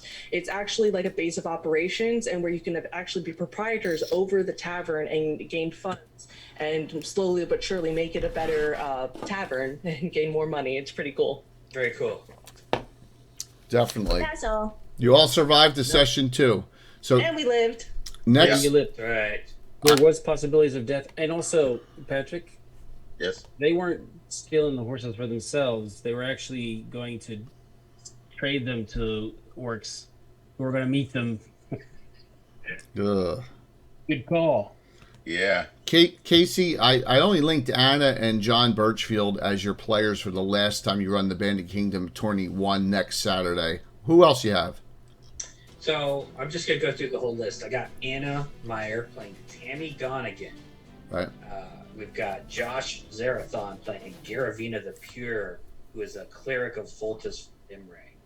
And Kayla, Time Lord's wife, playing Tosk, the half-orc barbarian ranger from the Dazark Orcs in the Felreed Forest. Tosk is a brute. We've got John Bluebox playing Sergei Artansonov, who is a Renee rogue fighter, member of the Red Planks family of the Renee. And then finally, and we saw Jose in the audience earlier today. Oh yeah, Jose Ortiz. Yeah, Jose Ortiz playing Varen the Necromancer from Halor. Awesome. And that's the same time as this week, 10 a.m. Right. 10 a.m. next Saturday. We got another one coming on here in this early time slot. So I'm just keeping busy. I know. It's insane. But yeah. Jose. It's going to be Roll 20. Yep. So. Yep. Casey and I, Casey, if you want to stick around, we'll make sure we're set up after this. So, Yeah, let's do that. all right. And I just want to add one thing. Is like Please. I'd like to thank all our viewers for all the input and like all the gifts that they've given us during this. It's great. Being on the reciprocating end of it now. Yeah. It's very potent. It's a great community. And appreciate it. It's a great. We're a wonderful community here, and it's fantastic. And I'm just so blessed to be, continuing to move forward with all the stuff we're doing and adding in streamers and I think GreyhawkCon is going to be fantastic this year with all the participation. Really so Fantastic excited. last year, so we know it's good. Yeah, yes. So yes, and Anna's on too, and Hey, Anna. 2 weeks from yesterday is the next fantasy mapping show with Alyssa Faden, Anna Meyer, and myself. So that's the 16th, and then the fundraiser is the 17th. The not spectacular. I can't say bad for some reason. Old school adventure fundraiser, and that's coming up. Second time we do a St. Jude fundraiser this year, and Giant Blue Box may be running for 8 hours. And I'm only doing 4. Sorry, but I got Eric Mona and James Jacobs and Stella as confirmed players in that game so far. So, and I'm running one of the worst adventures of all time, Gargoyle. So, yes, and that'll be a blast. So, all right, let's raid in to someone, call it a day, and thank you all. What a wonderful game, Tim. Thanks. Wonderful. You, Tim. That was Everyone, super fun. Yeah, thank you, Tim. enjoy your holiday weekend. I'll see you Monday night. Everyone be safe. We're gonna raid Nikki Nerds Out. All right, I'm gonna raid into her. Why not? Happy 4th to all of my American friends. And Canadians, you had a Canada Day recently. Yes, we didn't did. you? Yeah, on Thursday. Mitch, sit tight in chat. I'll whisper you over the code as soon as I'm done all the stuff I gotta do here. You and Robert in. Dun, dun, dun, dun, dun, dun, Hey, dun. Patrick, is Canada Day where you all watch South Park the movie and start singing Blame Canada? Blame No. Canada. we usually watch reruns of Bob and Ken McKenzie. Bob and Doug Kickoff McKenzie. over. Awesome. Great White North. 5, 4, 3, 2, 1. See you Monday night. Have a great weekend. Bye, everybody. Cheers. Bye. Bye. We're back. 90% of the audience has no idea about the Great White.